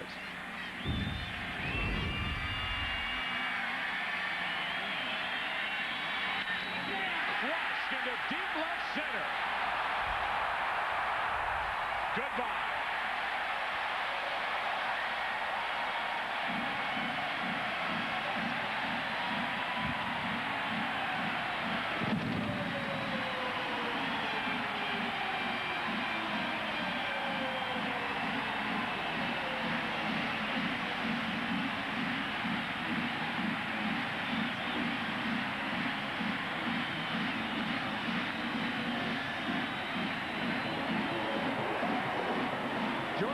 Of the St. Louis Cardinals used to say that hitting is like highway construction or closed shoulders.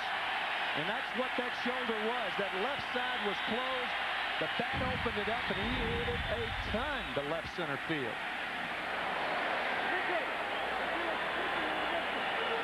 Seventh in his career, very young career for 25-year-old Manny Ramirez.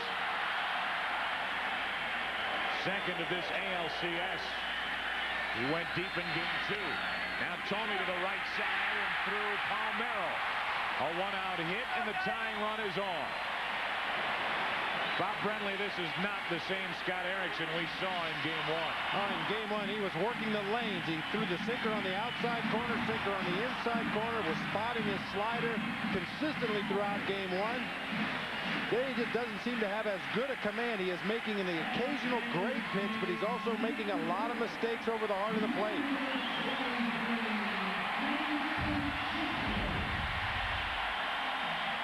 Of course, it's probably too much to ask a guy to be locked in as Erickson was in Game 1. But it's now a 5-4 Oriole lead. Fifth inning, tying run on, one out for David Justice.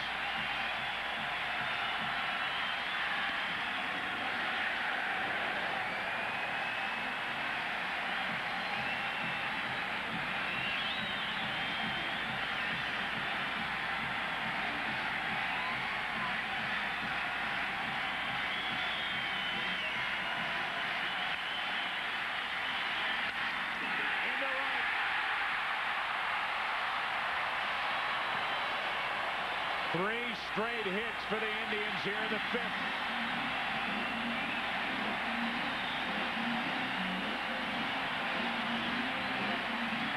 You talk about a ball being scalded. This is a low tracer hit by Justice to the left of Alomar. Robbie hardly had a chance to move. The ball was by him that quickly. And usually when a pitcher is getting hit this hard, the manager will send the catcher to the mound and buy some time. And that's what Davey Johnson did with Lenny Webster.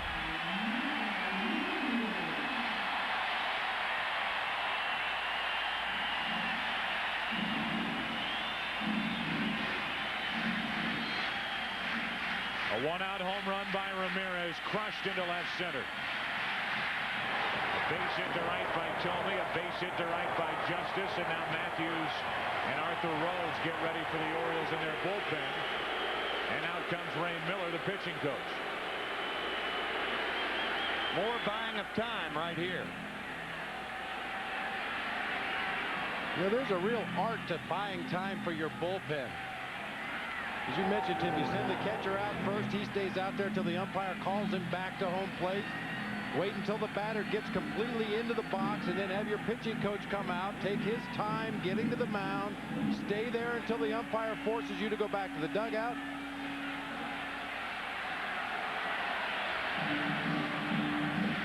Well, we came into this series talking about the Orioles bullpen, but it's been the Indians bullpen that's made a big difference in this series. The first 3 games, an ERA of 0.87. In fact, only 1 run allowed in 10 1/3 innings pitched. And Anderson has added to it. Kept his team in the game, and now with 2 on, 1 out, down by a run, it's Matt Williams.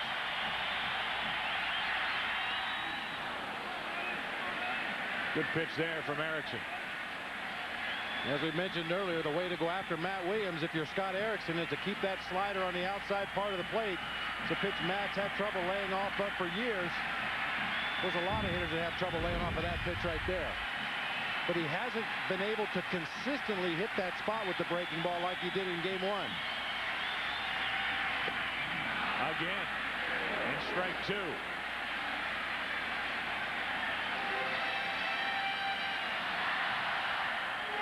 Sandy Alomar next.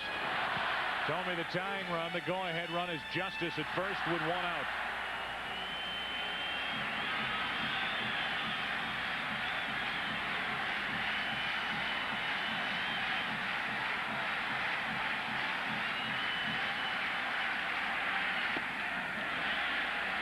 Can't fool me 3 times, says Matt Williams, 1 and 2. We talked about that front shoulder with Manny Ramirez. Matt Williams has an unusual style. Watch how he tries to keep his front shoulder in there. Watch his chin.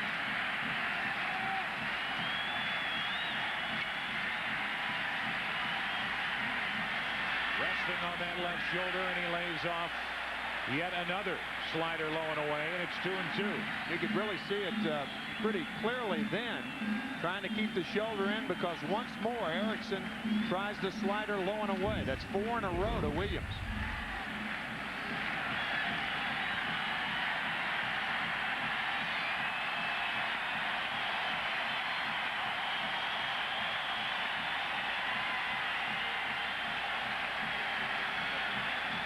Two to Williams. Breaking ball stayed up and in, full count. That was not designed to be there. This is a hanger. Look at Webster sitting away. The pitch going inside.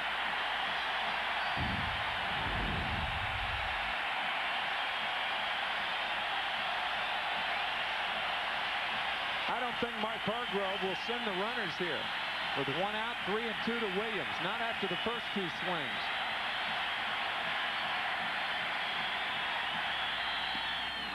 Two out. And a big strikeout for the Orioles, and Scott Erickson is 3rd of the night. Slider mania this at bat for Scott Erickson and Matt Williams. There's 2 in a row, 3 in a row.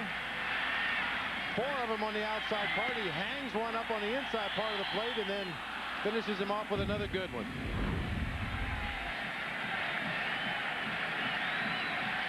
2 on, 2 out.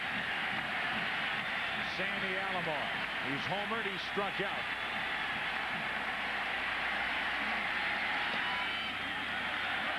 Still slider mania. It's the nickname of the mascot here in Cleveland. Slider.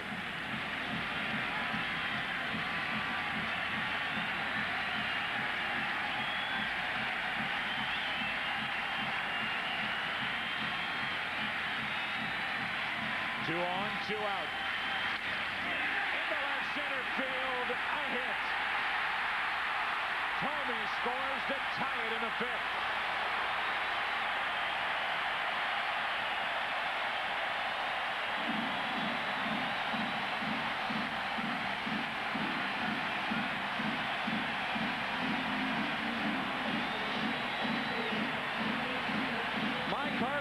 Not sending the runners on the 3-2 count to Matt Williams. Otherwise, it would have been a strike him out, throw him out. He held the runners. Williams struck out, but Sandy Alomar delivers a big 2-out base hit to left center field.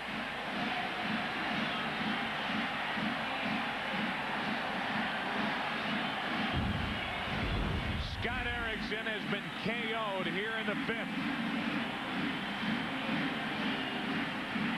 The Orioles' 3-run lead is gone. And now with runners at the corners and 2 out, and Brian Giles coming up, Davey Johnson will dip into the Oriole bullpen. We're in the 5th inning. That started this rally. And here in the 5th, the Indians have ball hitter. That's his hot zone right there. Watch where this pitch is from Scott Erickson. Right in that zone. That is a zone you do not want to throw Manny Ramirez, or this happens.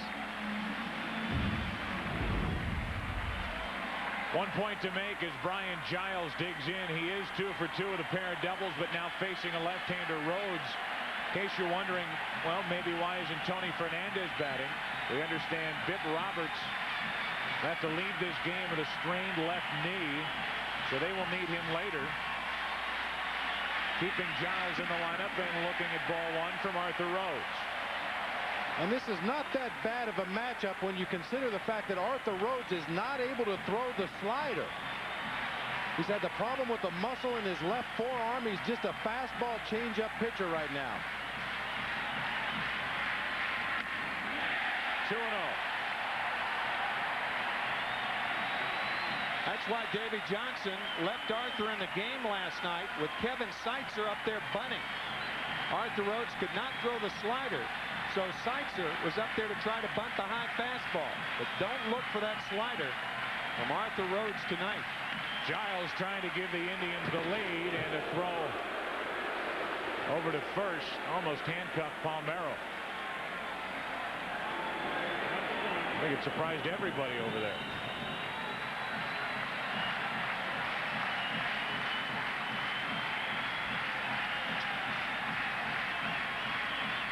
Two and 0 to Giles. 3-0.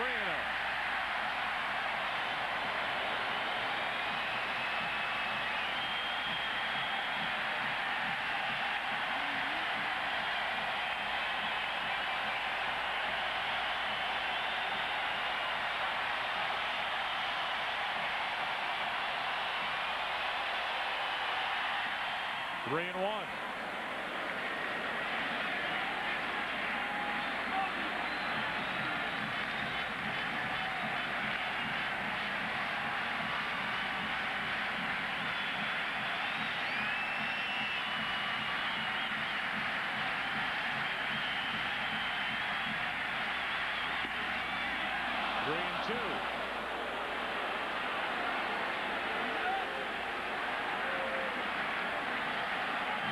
And now Alomar, the runner at first, will go.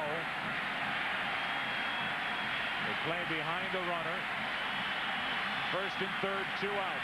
Tie game. 3-2 pitch. Bases loaded.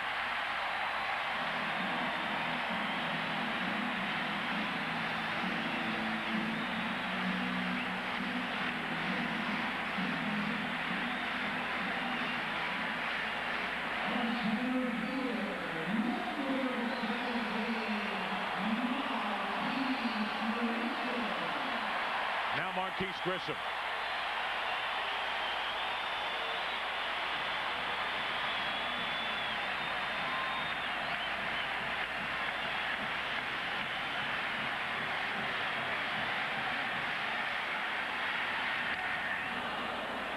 They're hacking strike one. Looked like it hit the right hand of Lenny Webster. We talked about it earlier. He has taken a pounding in the 2+ games that he has played. This off the mitt, the same place it hit him last night.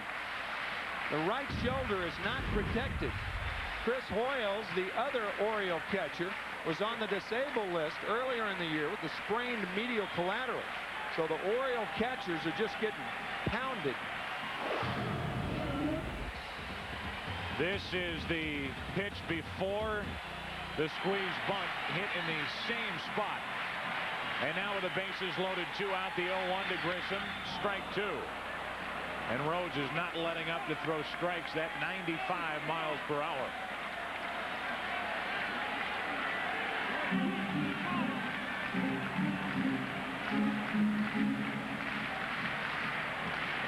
Good numbers for Grissom with the bases loaded, as most good players have. 3 grand slams, and Fernandez will bat, take over for Roberts. Bases loaded, 2 out. 1-2. This fastball at 97 miles an hour. Rhodes tries to overthrow it a little bit, gets a couple extra miles per hour, but loses a lot of direction on that pitch. Grissom trying to put Cleveland out in front. In the dirt, to the plate, the runner is safe. Justice scores, and now here comes Alomar. 2-run score.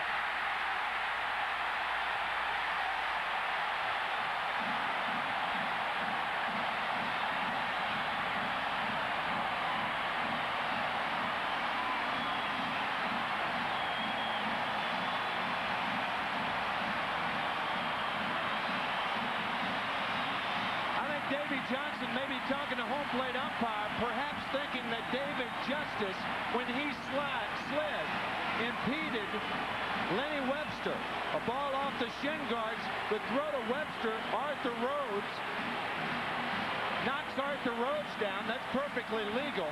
Webster slowing, going after the ball, and Alomar scores.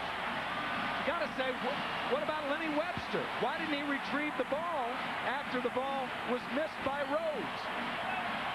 Because Justice laid on top of him.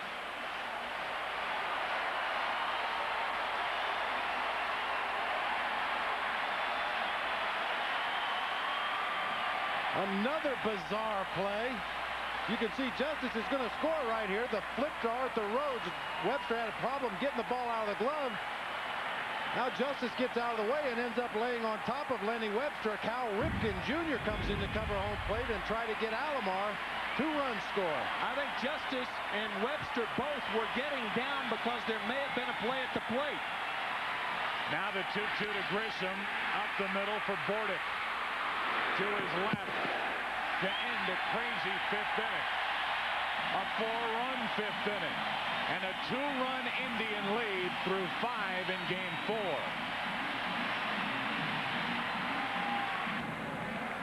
Welcome back for the top of the 6th inning here in Game 4. Joe Buck, Tim McCarver, Bob Brenly with you. That wild pitch by Arthur Rhodes, which scored the first run, then on an error charge to Lenny Webster on that toss to the plate, allowed Alomar to score. We told you that Fernandez would take over for Bip Roberts, who has a strained knee. He's at second base, which improves the Indians' defense. And they have a 2-run lead here in the 6th inning for Brian Anderson, who right now is the pitcher of record for Cleveland, and he fires ball 1 high to B.J. Surhoff. 1-1 on Surhoff. The last 2 games, a lot of weird things have happened around home plate for the Cleveland Indians. A steal of home by Marquise Grissom on a blown squeeze play last night.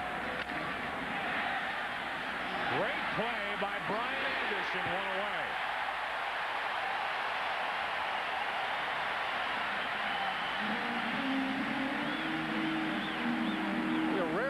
pitcher leave his feet to make a play on a ground ball. Normally, if he's got to dive for it, that means one of your infielders has a better play than you do. But Brian Anderson down on a knee, throws from a knee, and gets Surhoff at first base. And as Lenny Webster is announced, quite a few of the fans give him a standing ovation here at Jacobs Field. He's been involved in two of the craziest plays you will see in postseason.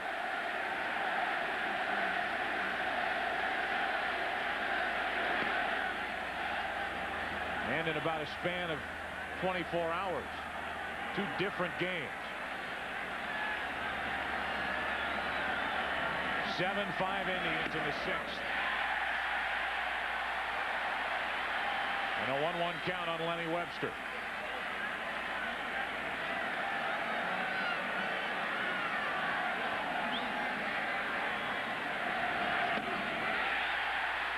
Strike two from Anderson, who has retired 6 in a row.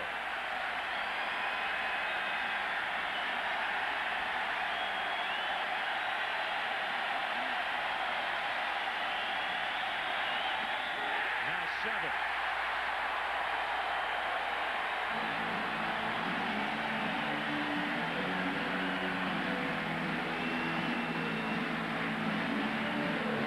Just joining us here in the 6th inning, you've missed quite a bit. B.J. Surhoff put the Orioles out in front in the second. Sandy Alomar, a 2-run shot, put Cleveland out in front. In the bottom of the second, Baltimore 4 runs, 3 home runs in the top of the third. Grissom an RBI single in the 4th inning, and then that crazy play at the plate in the bottom of the 5th inning. A wild pitch and an error, plating 2 runs to make it a 2-run Cleveland lead.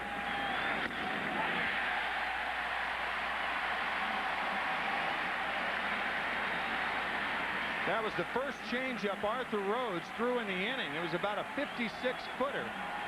Very alert base running by both David Justice and Sandy Alomar. That's strike 2 on Bordick, and back to that play at the plate. Well, it's too hard to describe everything that happens here. The changeup in the dirt, Webster blocks it up the third base line. Bad flip to home plate. The ball goes into foul territory on the third base side. Rhodes retrieves, throws to Ripken covering home, not in time to get Sandy Alomar. A ball and 2 strikes. Bordick stays alive. You know, one of the interesting things that we missed the first time around was Derwood Merrill pointing to the ball. Why would he point to the ball? It was almost as though telling Arthur Rhodes or Lenny Webster where the ball was.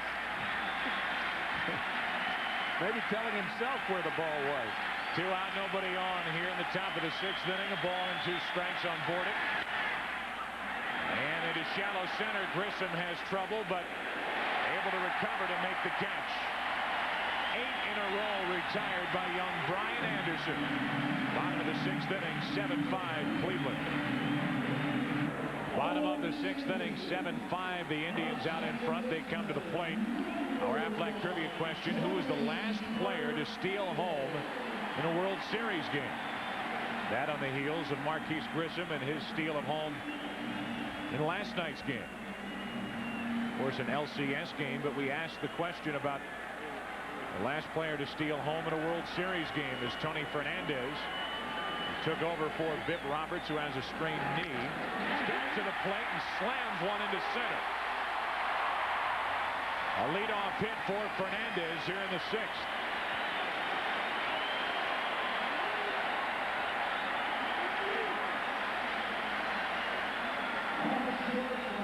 Players call this hitting right out of bed. His first at bat in the ball game. Been sitting on the bench for 6 innings. The first pitch he sees, he ropes into the gap in left center field. Brady Anderson, a good job. Seemed to get a late jump out there, but caught up to it and helped Fernandez to a single. So the leadoff man on for the Indians. Leading 2 games to 1 and leading in this game 4, 7-5. We go back to something we brought up earlier about the bullpens. Cleveland Indians getting a lot out of Brian Anderson.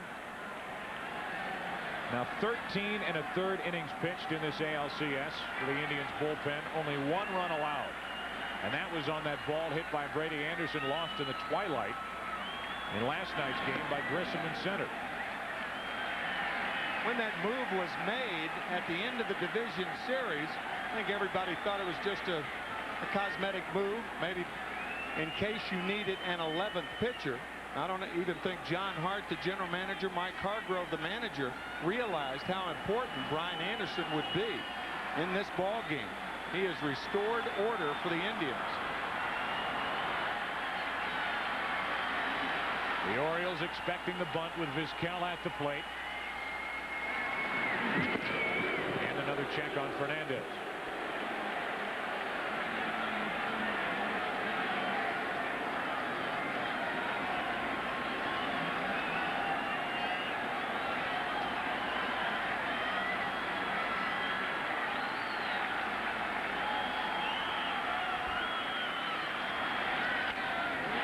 Perfect bunt by Vizquel.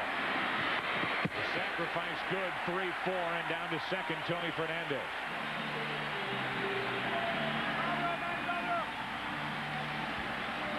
So with a runner at second, 1 out, Manny Ramirez will walk to the plate. Right now a Miller Lite game break.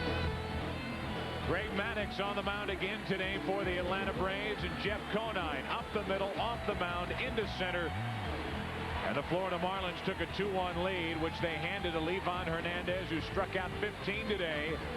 Florida wins that game, Game 5, 2-1 over Atlanta. Take a 3-2 series lead in the NLCS. Manny Ramirez walks in. Lenny Webster holds up 4 fingers, and they will intentionally walk Ramirez.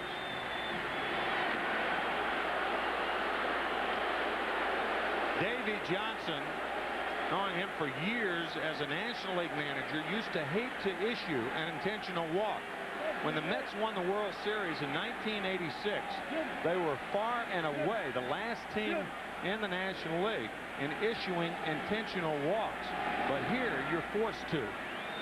The way Ramirez is swinging the bat tonight with 2 left-handers coming up. I really think Davey Johnson's playing with fire, leaving Arthur Rhodes in the game anyway. I mean, I think these will be his last 2 hitters regardless. When you have a pitcher on the mound that's limited to 2 pitches, a fastball and a changeup, I don't care how fast your fastball is, major league hitters are going to catch up. And really, it's limiting him only to 1 pitch against the 2 left-handers because he's not going to throw the changeup to either guy. So they can get up there and look for the fastball.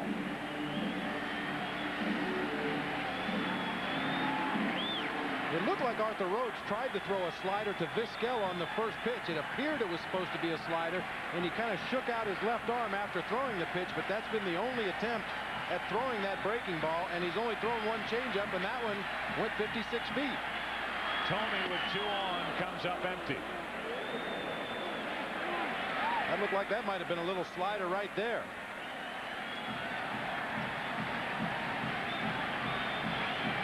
Perhaps not. Tough to tell. If it was a slider, it didn't have a lot of break on it. 2 on, 1 out for Cleveland here in the 6th inning, up by 2 runs. That's strike 2. That one definitely was the slider. Right. You know, it's a pitch he's going to have to use against these left-handers, but you risk losing Arthur Rhodes for the remainder of this series. It's the top muscle on his left forearm that is sore. Very sore.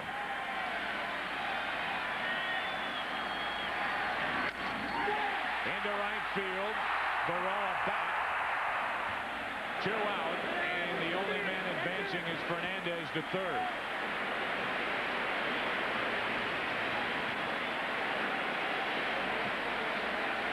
And now first and third, 2 out, with Justice walking to the plate.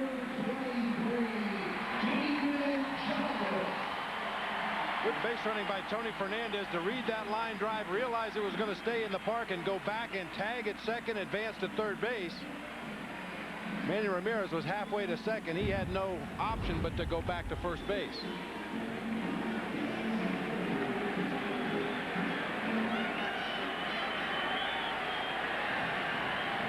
Justice, who has a couple of hits and 2 runs scored tonight.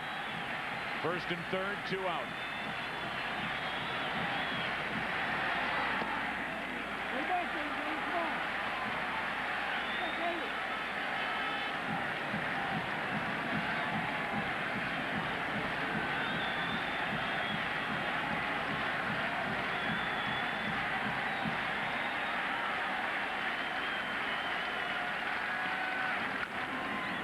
One ball, 1 strike.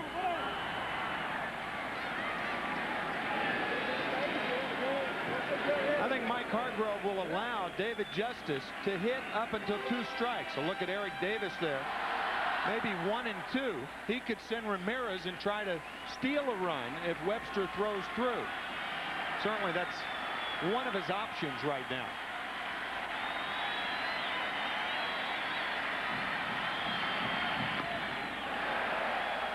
Two balls and a strike. Davey Nelson, the first base coach for the Indians, talked a moment ago with Rafael Palmeiro. You leave my base runner alone. Because you don't want to get, you picked him off yesterday. Runners at the corners with 2 out. Right to Palmeiro. And Rhodes gets around a hit and an intentional walk. Back for the 7th inning after this from your local Fox station. Brian Anderson back to work. We are through 6 innings here in Game 4. Retired 9 of the 10 hitters he has faced. The only man to reach a 1-out walk in the 4th inning. He has retired 8 in a row. And Brady Anderson up the middle for a leadoff hit. The Orioles put their leadoff man on for the first time tonight here in the 7th inning. Remember the last at bat by Brady Anderson, who walked, trying to come inside, got the ball away, single up the middle. Our Aflac trivia question: who is the last player to steal home in a World Series game? You just heard his voice, Tim McCarver. And our Aflac trivia answer: Game 7 of the 1964 World Series. Does it count if it's the back end of a double steal? Sure it does. All right.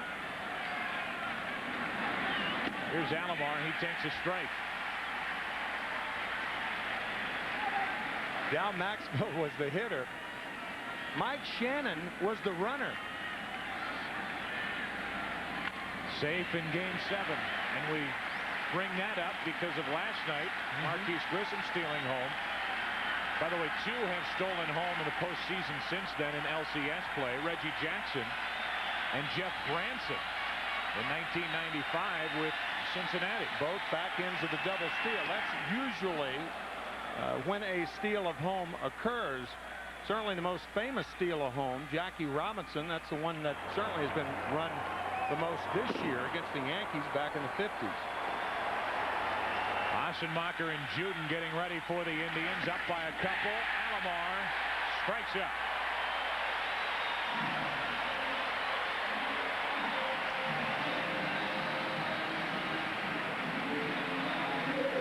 Roberto Alomar hitting strictly from the left side of the plate because of that injury to the shoulder, and tries to check on a fastball up and in. No question about it. That's the kind of check swing you injure yourself on right there. Yeah. This crowd came in ready to cheer for 21-year-old Jared Wright. Instead, the ovations tonight for 25-year-old Brian Anderson. Jeff Juden walks in here in the 7th. 7th inning, the Orioles have 1 on, 1 out. We'll tell you now that Tuesday, he was taught to protect his family, but he never thought he'd have to save them from his own daughter, Dan Lauria. The Fox original movie Terror in the Family. Tuesday at 8 Eastern, 7 Central, here on Fox. The numbers for Brian Anderson, terrific, and again for that Indian bullpen, now 13 2/3 innings pitched, only 1 run allowed. Back to the bullpen. It's now big right-hander Jeff Juden. On the move is Brady Anderson, and uncontested, he steals second, his second steal of this LCS. Jeff Juden, 6'5", 240 pounds. We talked about it in yesterday's game. He has the poorest move on the Indian staff. Now Baroa cranks one into left field. Giles back over his head and off the wall. Anderson scores to make it a one-run game on a long single by Geronimo Baroa.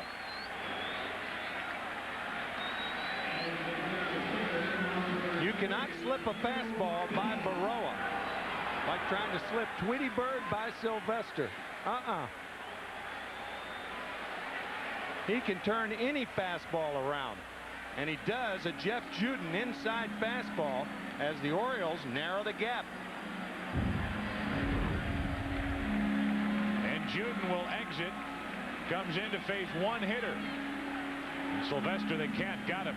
Assenmacher enters here in the 7th. Come back for the remainder of the top of the 7th inning. We will see our third pitcher of this inning. It's Paul Assenmacher. Bob, they just keep running this guy out there, and he just keeps doing his job. Well, earlier in the season, I said he was like an old pickup truck. He's so reliable. You just go out, turn the key, it always fires up, always does what you want it to do. He wasn't real happy about that. But, well, good. I'm glad we brought him back up. But that's what he does. You know, you got to have one of those guys in the pen that you can count on. He's going to answer the bell every time you call upon him. He's done a great job in this postseason. Well, the big difference in this game is that play at the plate on what was a wild pitch delivered by Arthur Rhodes that led to 2 runs. And let's go back, and again it's Grissom involved. He was at the plate on the pitch. And as you can see, Webster goes up the line. He can't get the ball out of his glove. The toss gets hung up with David Justice, rolls behind home plate.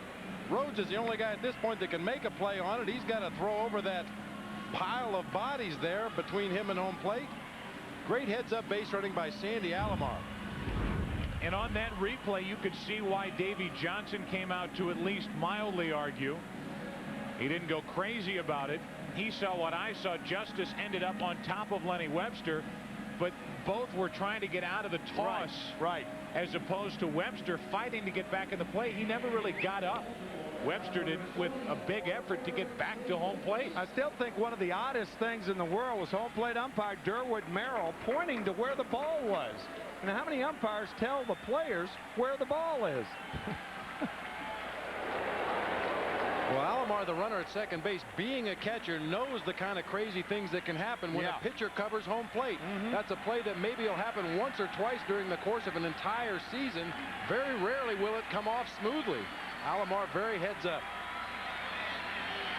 Scoring all the way from second base on that ball that got away. And now with 1 on, 1 out, tying run on, Eric Davis gets under one into left field. Big swing, sending Giles back. 2 out here in the 7th. Davis batting for Harold Baines, who was 1 for 3 with a 2-run home run while he was in the lineup, and Eric Davis shaking his head. He just missed that pitch. Well, you're right. He just does miss this pitch. Gets a fastball right down the heart of the plate. Hits it off the good part of the bat. But just gets under it.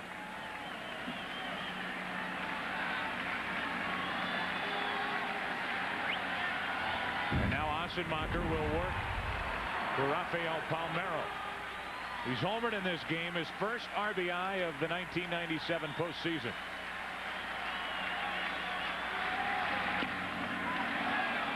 Inside for ball 1.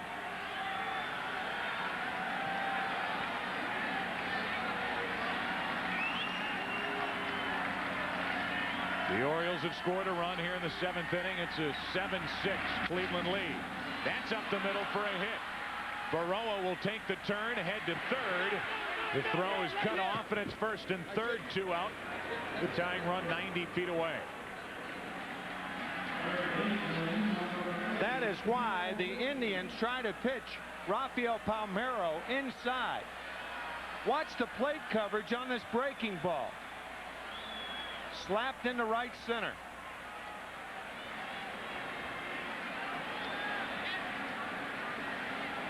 Baroa with a quick peek over his shoulders. He goes on to third base. That's why they put coaches out there. Willie Mays was probably the only player that could do that. Run from second to third, look back over his shoulder and see what was happening behind him. Most guys would be better advised to pick up the third base coach and heed his advice.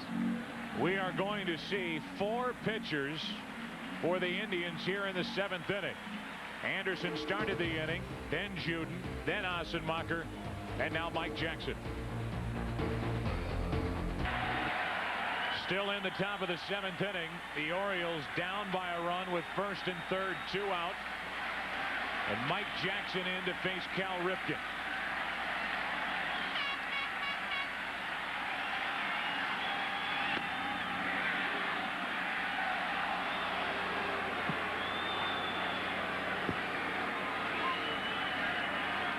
The numbers for Jackson in this postseason. Another piece to that good puzzle for Mike Hargrove out of the Indians bullpen. Alomar keeps it close enough to home plate. It's 2-0. Palmeiro had an idea about going to second base, but he pulled up realizing he does not want to make the last out of the inning at second with the tying run at third base.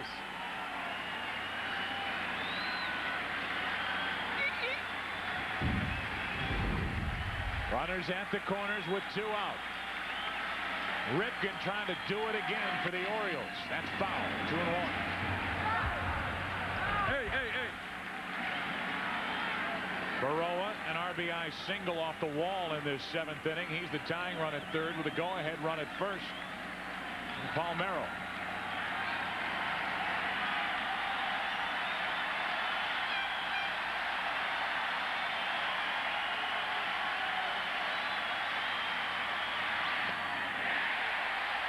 Two and two. That was nasty right there. Wicked slider. That's what Ripken has done against Mike Jackson in his career. He's 0 for 2 this season, however. Nasty pitch.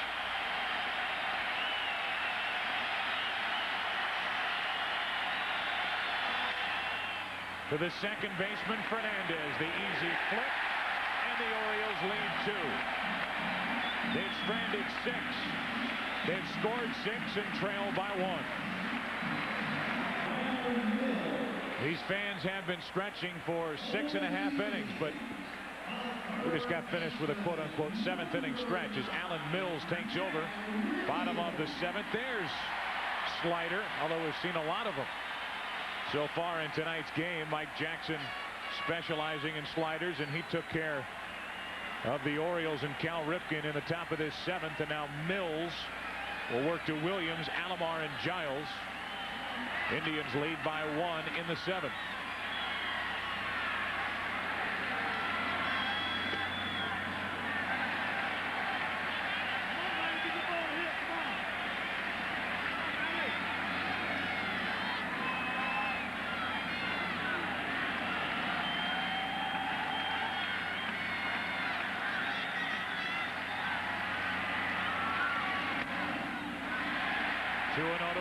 Bob, you mentioned yesterday that the only real problem Alan Mills has is staying ahead.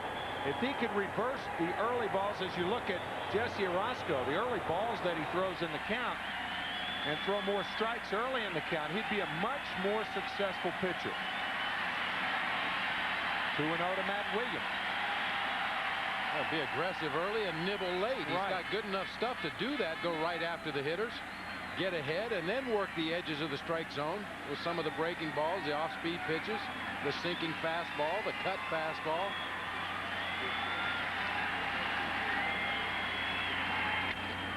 Into right field and caught. Running grab by Geronimo Baroa, and Williams is 0 for 4.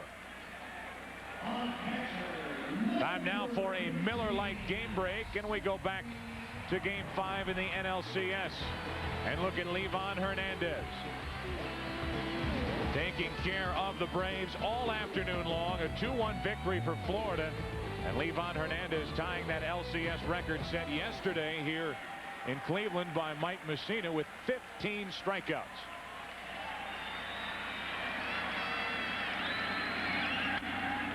Strike 1 on Sandy Alomar. Not bad for a guy who was not even scheduled to start in the NLCS. That would have been Alex Fernandez's start this afternoon down in Florida, but the torn rotator cuff could be out for as much as a year and a half.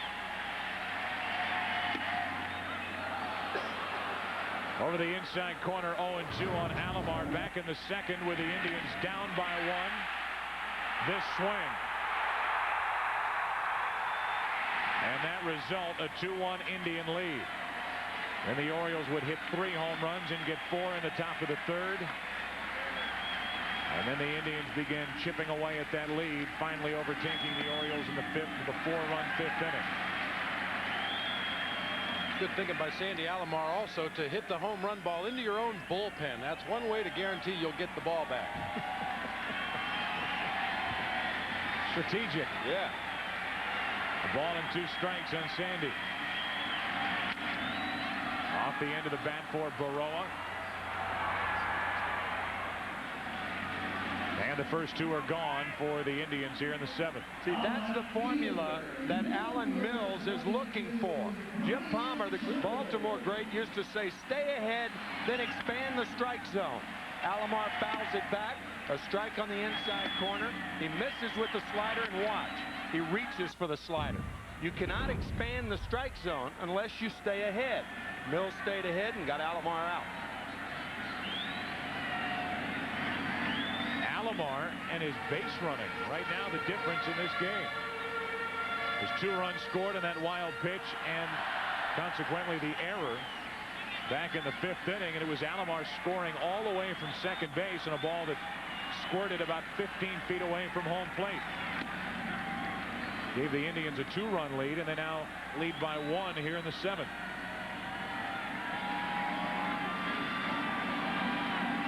Giles with a pair of doubles and a walk.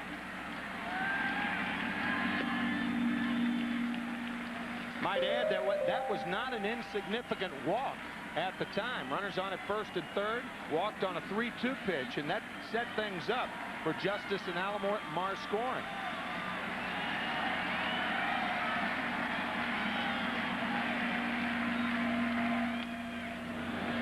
Off the end of the bat for strike 2.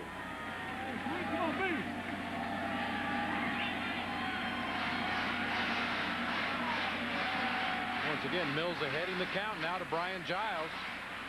Talked about expanding that strike zone. This will give him an opportunity to work something out of the middle of the plate and hopefully get Giles to chase.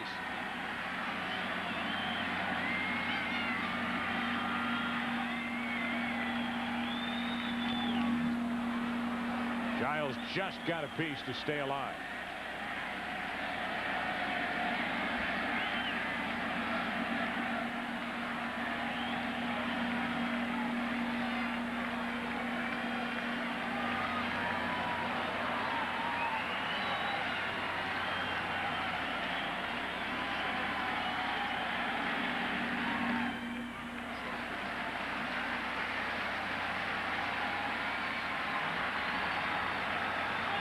Scott Kamenecki, the starting pitcher for Davy Johnson and the Orioles tomorrow night. And the Orioles hoping that they won't be trailing 3-1 when he toes the rubber.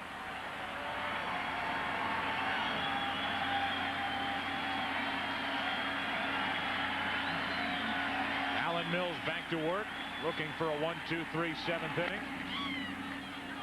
A check on Palmeiro, the easy play, and the Indians go in order in the 7th.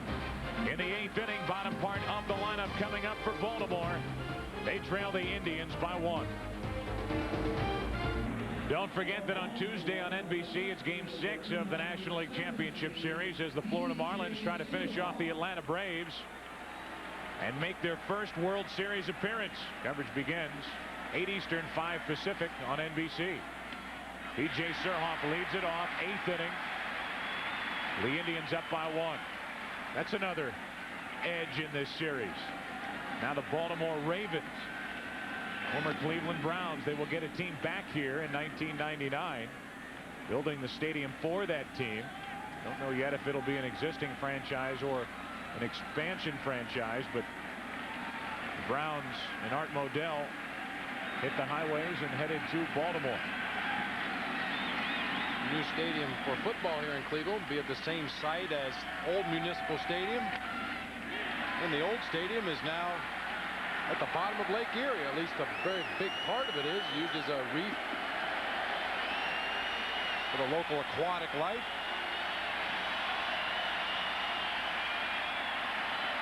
Now Surhoff set up at a ball and 2 strikes.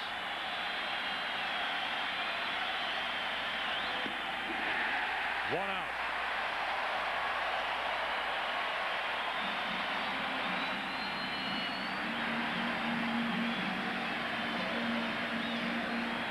B.J. Surhoff getting some good at-bats early in the game against the hard-throwing Jarrett Wright in the high fastball, but struggling a little bit later against Brian Anderson and now Mike Jackson.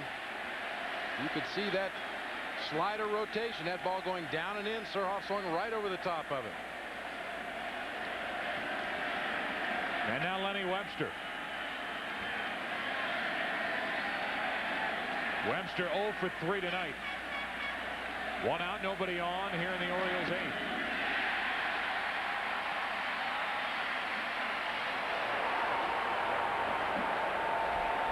Alvin Mormon, a left-hander. Jose Mesa, the right-hander, getting ready for Cleveland in their bullpen.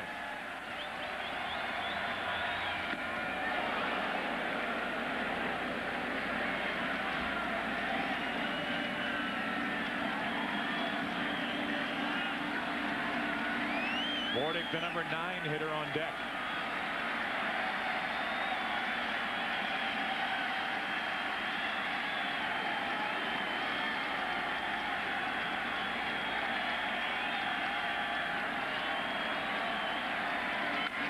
Into center field, and Lenny Webster. The tying run is on here in the 8th inning, and that has to feel good for a guy who's been involved in so much of this series. The controversial plays at the plate. He gets a key 1-out hit here in the 8th. Looked like a backup slider. Stayed over the middle of the plate. Lenny Webster down at first base. Davy Johnson in the 9th inning of last night's game. Day/night's game. There's the slider right there, middle of the plate. Brings the hands in, ropes it to center. Davy Johnson pinch running Jeff Rebele in last night's ball game. Now Bordick comes up empty with strike 1.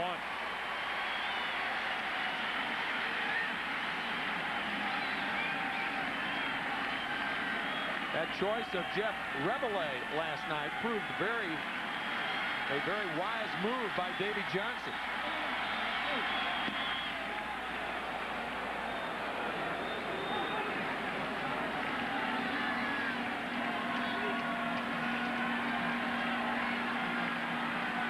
The Orioles down by a game and a run.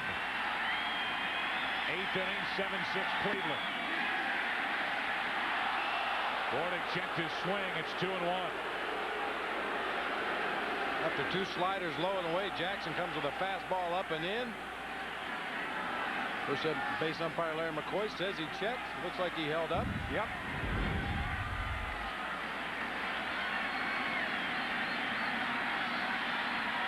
Now Jackson behind in the count, 2-1. 3-1.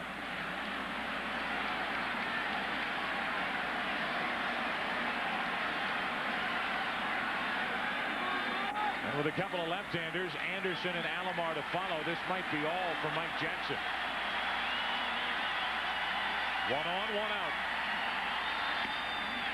And a full count on Bordick. It's like Bordick taking all the way. He likes the matchup of Brady Anderson against Alvin Mormon. Now do you send the runner or not?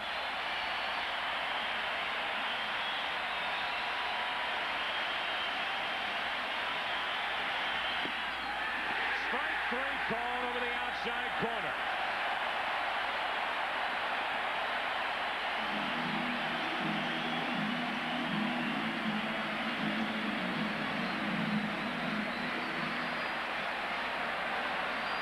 Here's how Mike Jackson went after Mike Bordick. Slider gets a swinging strike, another slider down low. Drop down fastball, doesn't get the call. Slider low and away. There's the 3-2 pitch as a slider right on the black. A lot of confidence in that pitch to go to it on a 3-2 count. And now with Brady Anderson coming up, Jose Mesa walks in out of the Indians bullpen here in the 8th. The Goodyear blimp. If you've ever wondered what the inside of a Goodyear blimp looks like, then visit Goodyear's website at www.goodyear.com, where that and many more questions are answered. We thank the Goodyear Blimp for joining us here. Game 4 in Cleveland. Here's Jose Mesa. Jose Mesa worked 2 innings in yesterday's ball game. He was the pitcher on the mound when Brady Anderson hit the ball to center field, lost by Marquise Grissom, scoring Jeff Rebelow. Up there ready to swing, strike 1.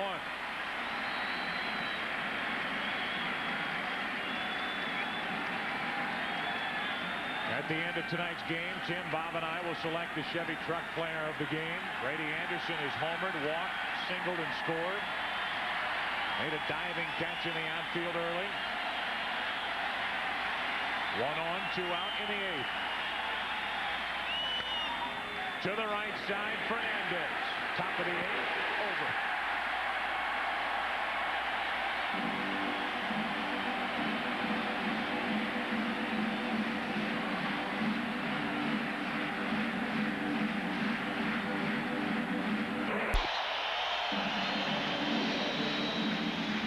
Fans of Sam the Sham and the Pharaohs. The good sister's really into Wooly Bully between innings. Everybody is into this baseball scene here in Cleveland. Oh, that's great. What This place has not stopped shaking since the division series against the Yankees.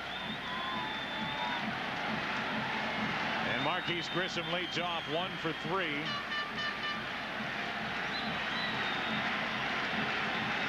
Trying to get something started for the Indians here in the 8th. And a strike from Alan Mills.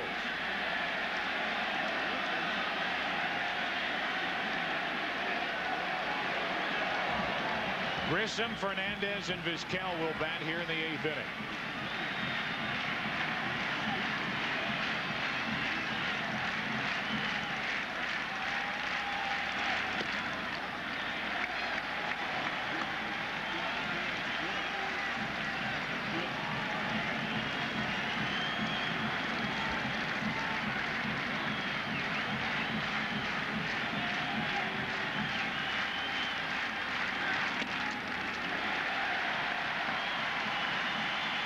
Two balls and a strike on Grissom. Harold Baines, the designated hitter that started the game, is out of there, so Eric Davis will be matched up with Mesa in the 9th inning. He will be the 3rd hitter for the Orioles. Alomar, Baroa, and Eric Davis. If anybody gets on, Palmeiro. Bottom of the 8th inning, and Grissom pops one foul, 2-2. How important is this game to the Baltimore Orioles? If they fall behind 3 games to 1, keep in mind that there have been 49 postseason series where a team has taken a 3-1 lead. And in 41 of those 49 series, the team with the 3-1 lead has won the best 4 out of 7. 2 balls, 2 strikes on Grissom.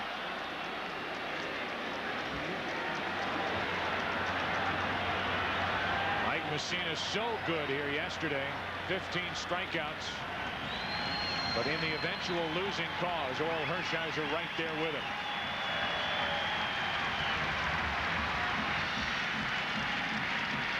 Two balls, 2 strikes on Grissom. 3-2 from Mills. It's a big at bat for the Indians if Marquise Grissom can get on base. Tony Fernandez, the next hitter, a very good bunter, very adept handler of the bat, especially from the left side of the plate. Can really move the ball around with a slug bunt, with a drag bunt. He can take it with him.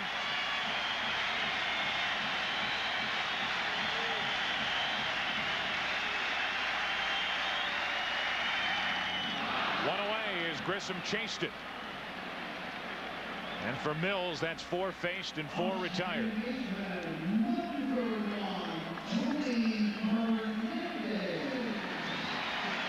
On the 3-2 pitch, Mills goes with the big overhand curveball out of the strike zone. Grissom in a defensive mode up there at the plate, sees that pitch start in the zone and then just bottom out as it came across the plate. There's Tony Fernandez, who singled his first time up. Took over for Biff Roberts, who left with a strained knee.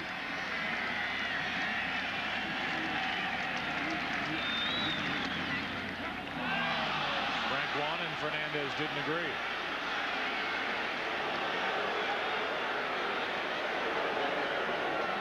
I don't think Eric Davis agreed with that call either.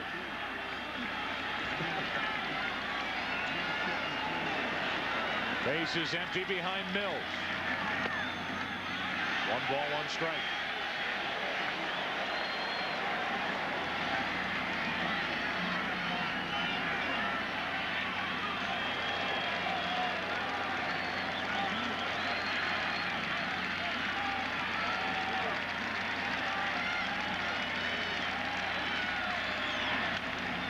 Strike 2 on Fernandez.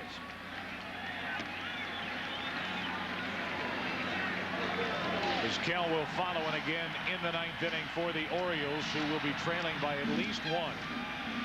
It'll be Alomar, Baroa, and Eric Davis.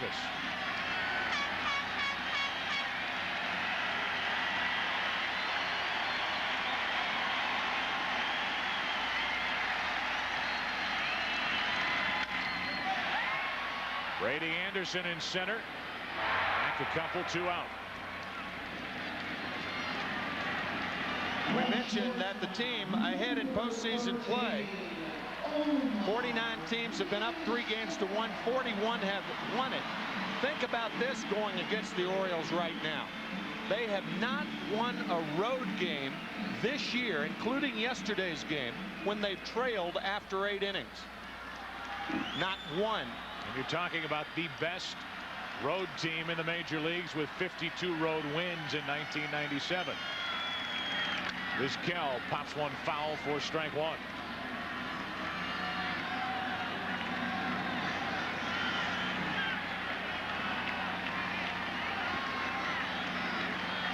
Oh for 14 in this ALCS is Omar Vizquel. Well, this is really uncharted territory for the Orioles. Of course, they were wire to wire in the Eastern Division, never trailed. The division series against Seattle, never trailed. It's the first time they find themselves looking up at another team. To the right side for Alomar. Roberto Alomar will lead it off in the 9th inning. Last chance for the Orioles in game 4. Indians lead by 1. Jose Mesa back to work, trying to protect a 1-run lead here in game 4.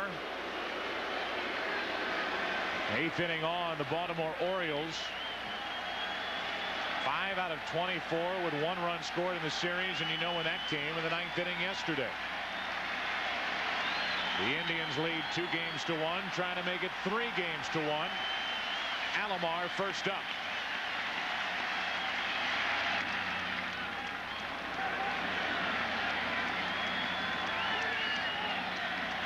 Roberto is 0 for 3 with a walk tonight.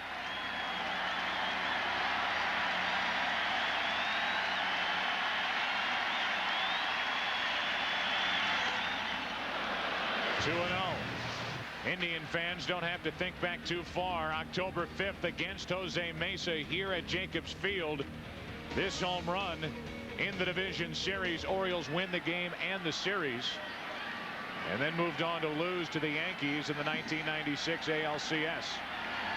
That home run came on a slider down and in from Jose Mesa. He's gone after him with fastballs on the first 2 pitches, but has tried to overthrow him. Sandy Alomar went out to talk to Mesa, try to settle him down a little bit, get him back in the zone. 3-0 from Mesa. I think you can see Roberto Alomar taking 2 pitches here. Give him a chance to get wild with Baroa on deck. A leadoff walk on 4 straight from Mesa.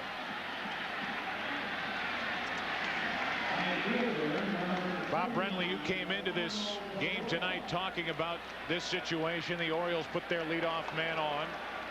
Here they are down by a run in the 9th inning. Is there any thought of Baroa bunting? Absolutely not.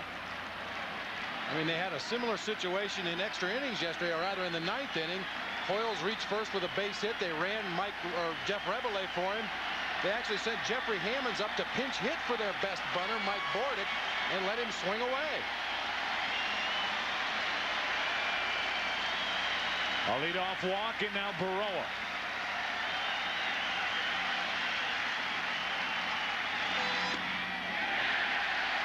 a strike over the outside corner. I think in this situation, though, Baroa, with 28 home runs this year, including the 2 in the LCS. I should say 2 in postseason play.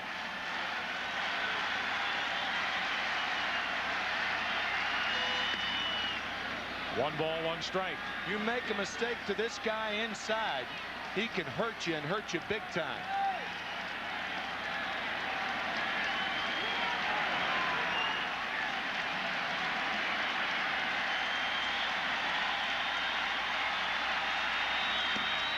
Outside corner, strike 2. That's why Mesa's staying away.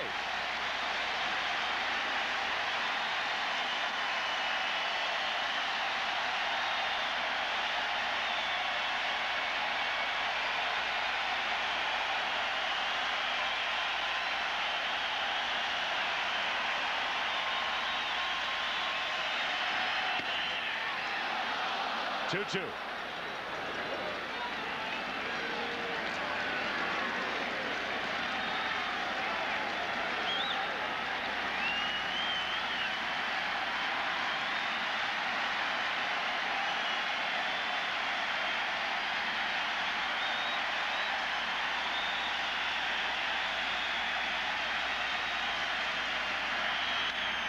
To the right side, trouble and through. Alomar will take the turn, head to third, and it's first and third, nobody out. A walk and a single for the Orioles here in the ninth. What a huge hit for Geronimo Baroa. On a fastball outside off the plate, it looked like, and watch him just punch it through the hole.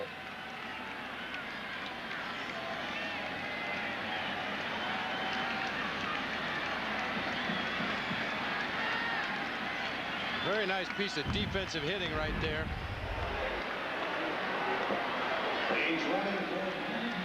Jeffrey Hammonds will run for Baroa. He's the go-ahead run here in the ninth inning. There's the tying run, Alomar, nobody out, and here is Eric Davis. The infield is back. They will concede the run for the double play. A strike from Mesa. Went through the story yesterday with Eric Davis going through chemotherapy after game 2.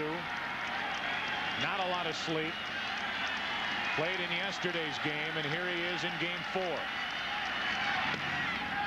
1 ball, 1 strike.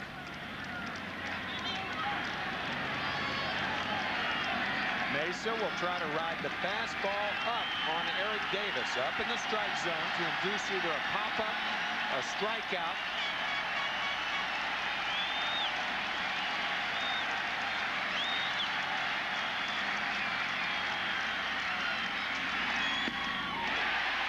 Strike 2 on Eric Davis.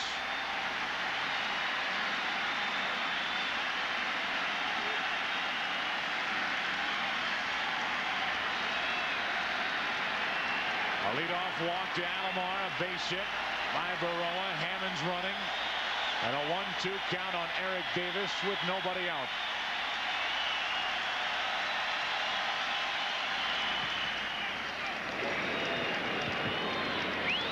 Jose has seen a bunch of right-handers use that move, but that was not necessarily the time to do it. I don't think he tricked Jeffrey Hammonds.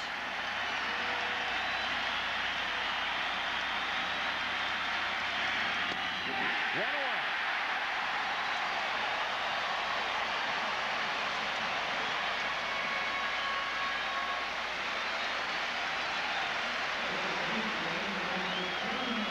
Well, you mentioned Tim going up the ladder against Eric Davis, gets the called strike, goes low and away with a fastball, then another high fastball right on the outside corner.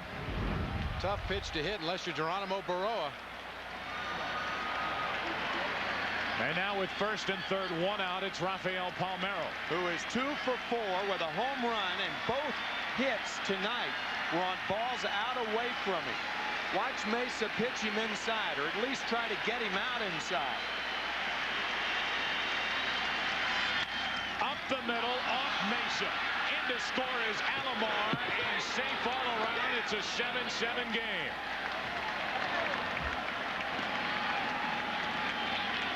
And Rafael Palmeiro picked tonight, game 4, to break through. His first RBIs of the postseason, a homer back in the 3rd, and the game-tying infield single here in the 9th. I don't know. It is doubtful that if this ball gets by Mesa, that it would have been fielded by Tony Fernandez. Fernandez was shading Palmeiro to pull, and it was on the second base side of second base. I don't think Vizquel gets to the ball, and if he does, he has to go back to touch the bag. There's nobody there to cover it. Now Ripken, 2 on, 1 out, and ball 1 high from Mesa.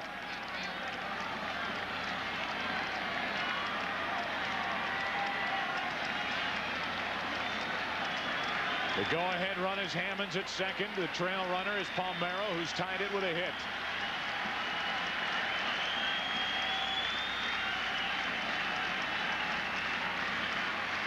And again, it's Ripken at the plate.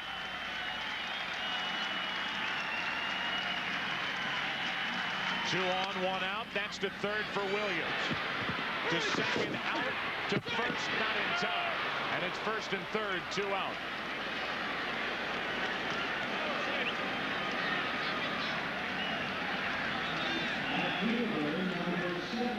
I'm surprised that Matt Williams and Tony Fernandez made it this close, even though Cal Ripken was jammed with a pitch. When a right-hander is jammed, it's tougher for him to get down the first base line quickly. Just safe at first. Now Williams' momentum was taking him away from third base. Initially, it looked like he might be able to field that ball and go right to the bag, step on third, throw across the infield, but his momentum carried him towards the middle of the infield. Now B.J. Surhoff with runners at the corners, 2 out, and a pop-up for third baseman Matt Williams. And the Orioles get only 1 to tie. They lead 2. They've stranded 9. Bottom of inning number 9, tied at 7. Ballpark at Jacobs Field, and I'm sure those watching, the Oriole fans back on the East Coast, thinking, here we go again. After that 4-hour, 51-minute game in Game 3 yesterday afternoon and last night, it's a 7-7 game in the bottom of the 9th inning. The Orioles trying to make it 2-2 in the series. The Indians trying to go up 3-1. Hammonds takes over in the outfield for Baroa, and Manny Ramirez is first up for the Indians in the 9th.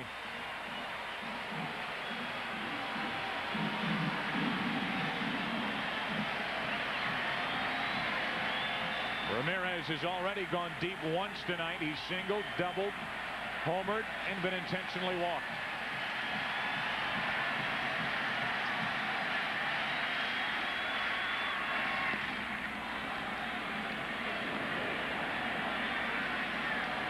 Alan Mills working his 3rd inning of relief help.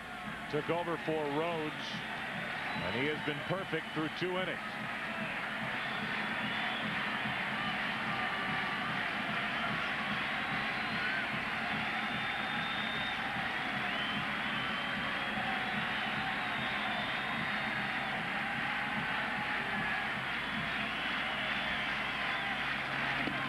Strike 2.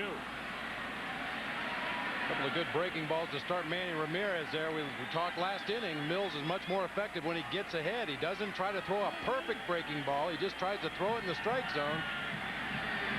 Ramirez will swing through 2 of them. He has retired 6 in a row, and this is probably his last batter with Tomey on deck. Davey Johnson will probably go to Orozco for Tomey and Justice. Wouldn't chase that. 1-2.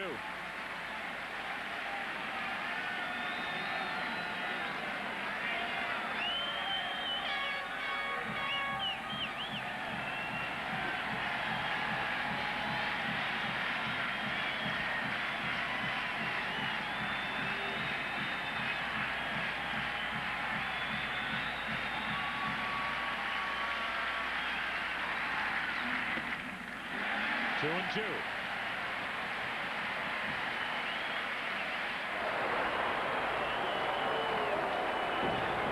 Who's left in the Cleveland bullpen? The right-hander Eric Plunk, who's getting loose now, and the left-hander Alvin Mormon. That's it. That's why the Orioles, if they can hold the Indians for this half inning, would have a decided advantage if the game goes into extra innings. They have Myers, Orozco from the left side, Benitez and Matthews from the right side. 2 balls, 2 strikes on Manny Ramirez, leading off in the ninth.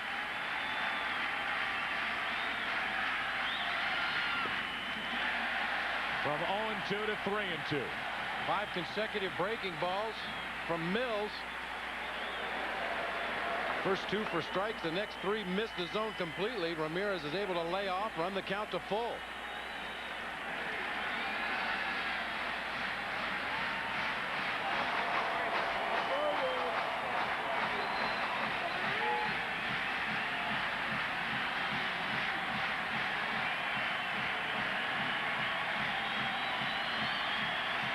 Three balls, 2 strikes on Manny Ramirez.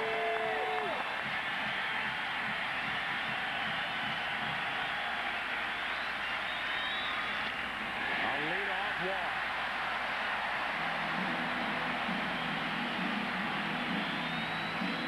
And that's it for Alan Mills. And another bunting situation for Jim Thome.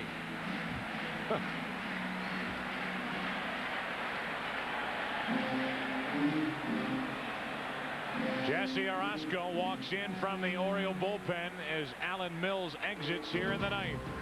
A leadoff walk, and the Indians have their winning run aboard in the ninth inning. We're in the ninth inning of Game 4 with the Orioles and Indians tied 7-7. We remind you that tomorrow it's pivotal Game 5 of the American League Championship Series as Scott Kamenecki and the Orioles take on Chad Ojai and the Indians. Don't miss all the action beginning live at 8 Eastern, 5 Pacific, here on Fox tomorrow night. And as Orozco enters, it will not be Thome, but again Kevin Seitzer batting for Thome in this bunting situation. Seitzer batting for Thome last night. He had bunting on his mind, but Lenny Webster on a wild pitch allowing Vizquel to go to third, and then when Randy Myers came in, Seitzer was swinging away, and he hit the ball on the good play by Cal Ripken at third base in the 11th inning.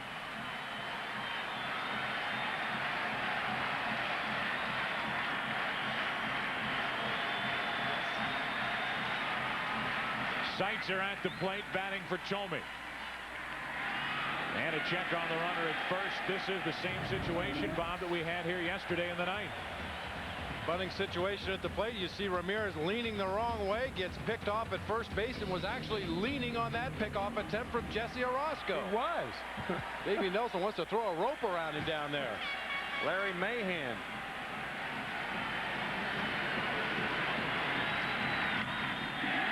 Perfect bunt by Seitzer.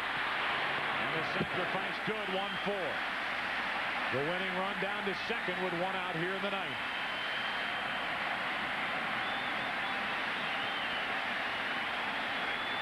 Normally you don't like to bunt the ball directly back to the pitcher, but he deadens it so well. You see the ball takes 2 hops on the dirt and just rolls harmlessly out into the infield grass. Orozco only with the play at first.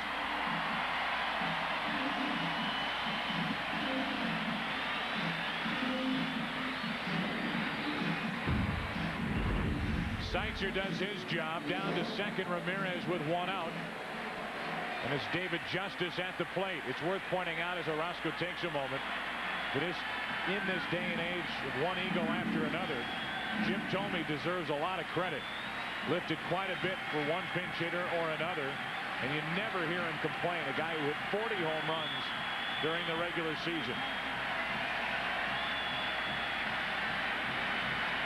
Lifted here, and Seitzer did his job. Now with Ramirez at second, 1 out, here's Justice. Ball 1.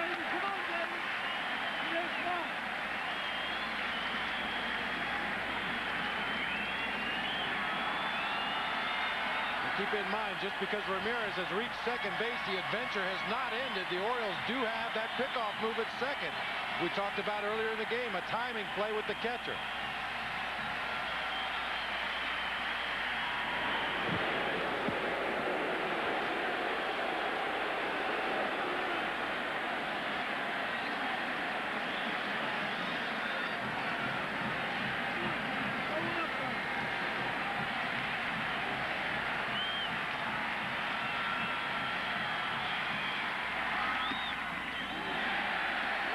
side, 2-0 on Justice.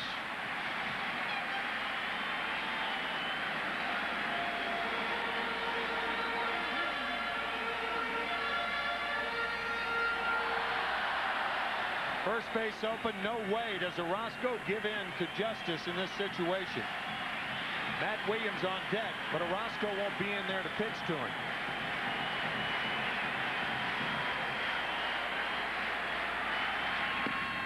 The breaking ball inside on the corner, 2-1. Matt Williams is next. The old American Legion slurve started right at the hitter's shoulder, break it over the inside part of the plate. Justice thought it was inside. Durwood Merrill thought it was a good pitch.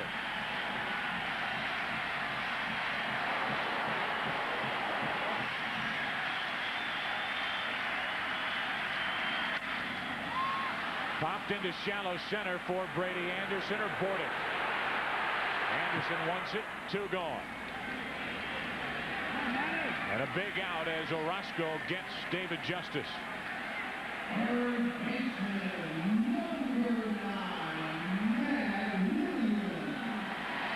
So Omar Vizquel call off Marquise Grissom on a similar pop-up last night. This time you can see Brady Anderson calling all the way. Bordick gives way and lets the center fielder make the play. So Justice flies to shallow center. And with Ramirez at second and 2 out, and Matt Williams, the scheduled hitter, Davey Johnson will dip back into that Oriole bullpen. Take a break here in the 9th inning. Baltimore trying to send this one to the 10th. Armando Benitez takes over for the Orioles here in the 9th inning to battle with Matt Williams.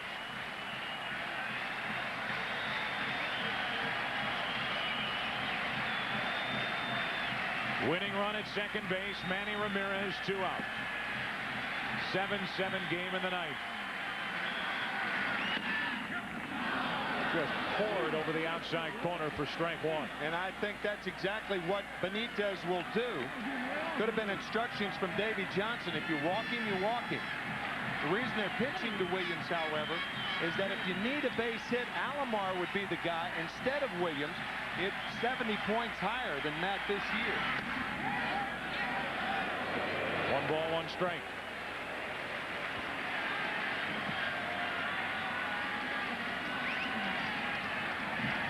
Earlier in the game, the Orioles were going after Matt Williams almost exclusively with sliders on the outside part of the plate. Ball in the dirt becomes a factor here.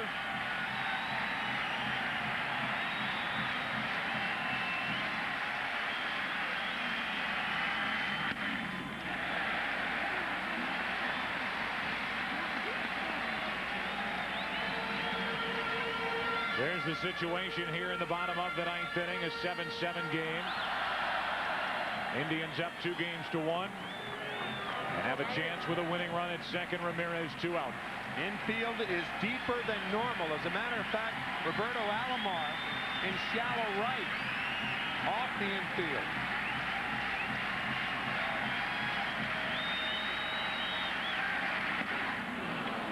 .98 miles per hour, too much, 2-2. Williams a good fastball hitter, tough to catch up with. 98-mile-an-hour gas, gets it up in the zone as well. Chronicled earlier, Williams a better low ball hitter. Got a little giddy up on it right there.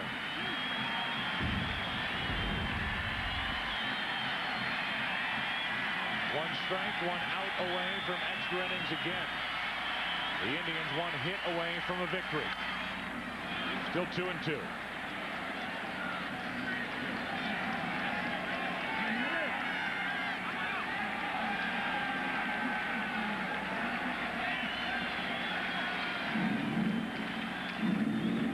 John Hart, the general manager of the Indians. A lot of adjusting to this team over the offseason, and here they are in the ALCS. He was doing his Leo Mazzoni impersonation there, rocking back and forth.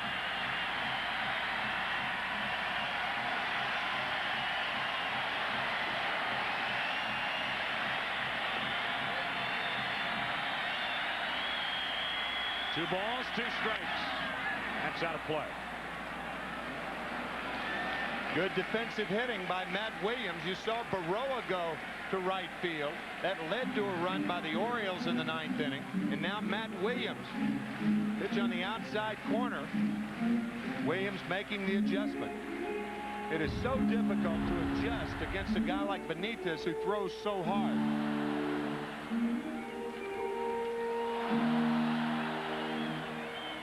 Now, when Benitez is able to throw his other pitches around the zone, that slider low and away or the split down around the knees breaking into the dirt, he can make you look funny because you have to respect that fastball at 97, 98 miles an hour.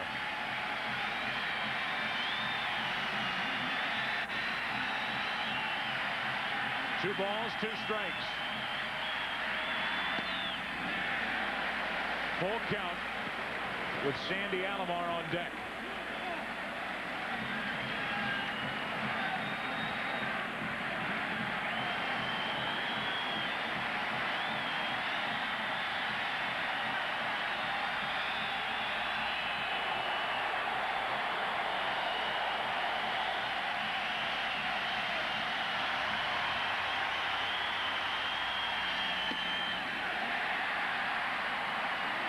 Two walks in the inning. 2 on, 2 out. And Sandy Alomar could cap a tremendous night.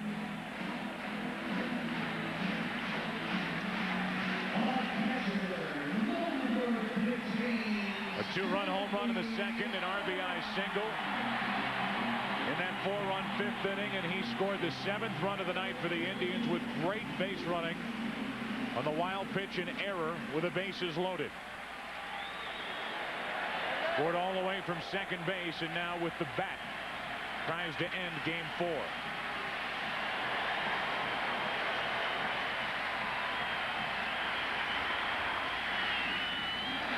Nicely played by Webster. Slider away. Watch Lenny Webster. It's usually not good policy for a catcher to hold his hand down or behind his back with runners on base. The reason for that, it doesn't put you in a good position to block the ball when it's in the dirt. Lenny Webster with that hand down around the thigh. Got to bring it out there so you're in good position to block the ball.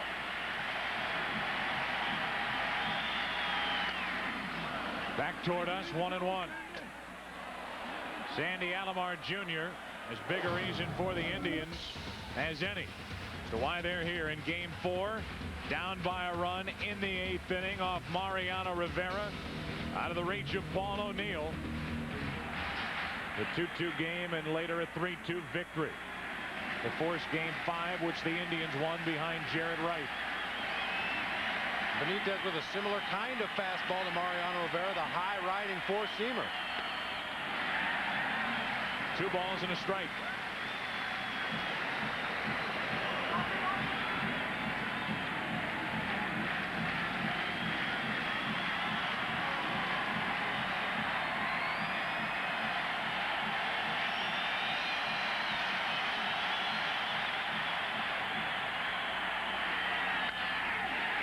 Center field. Indians win it.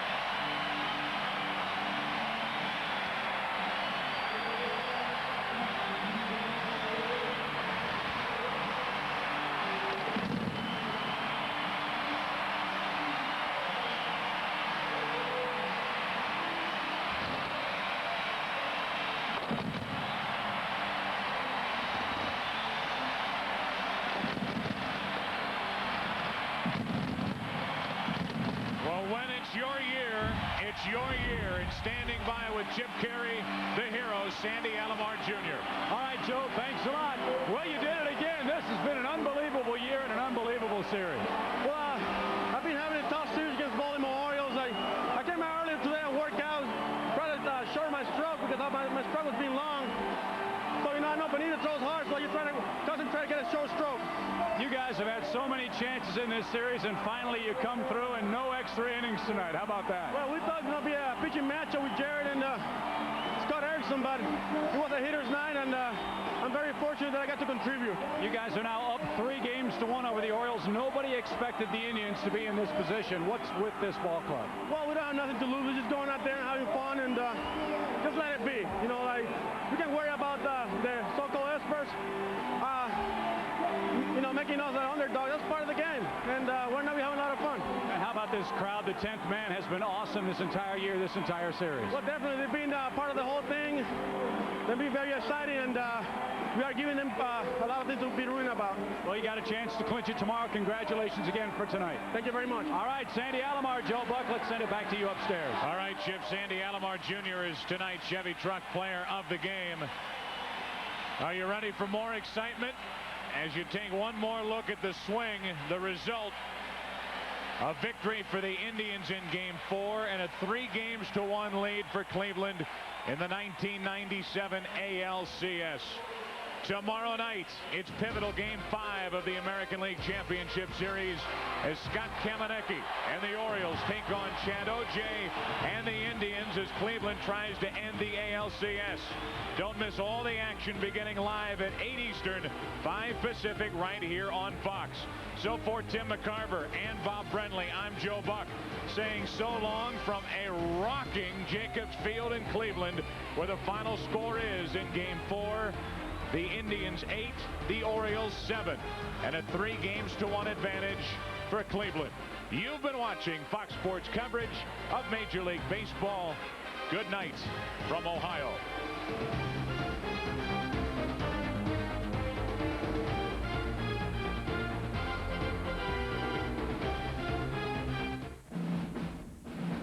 This has been a presentation of Fox Sports, home of the NFL, NHL, and Major League Baseball.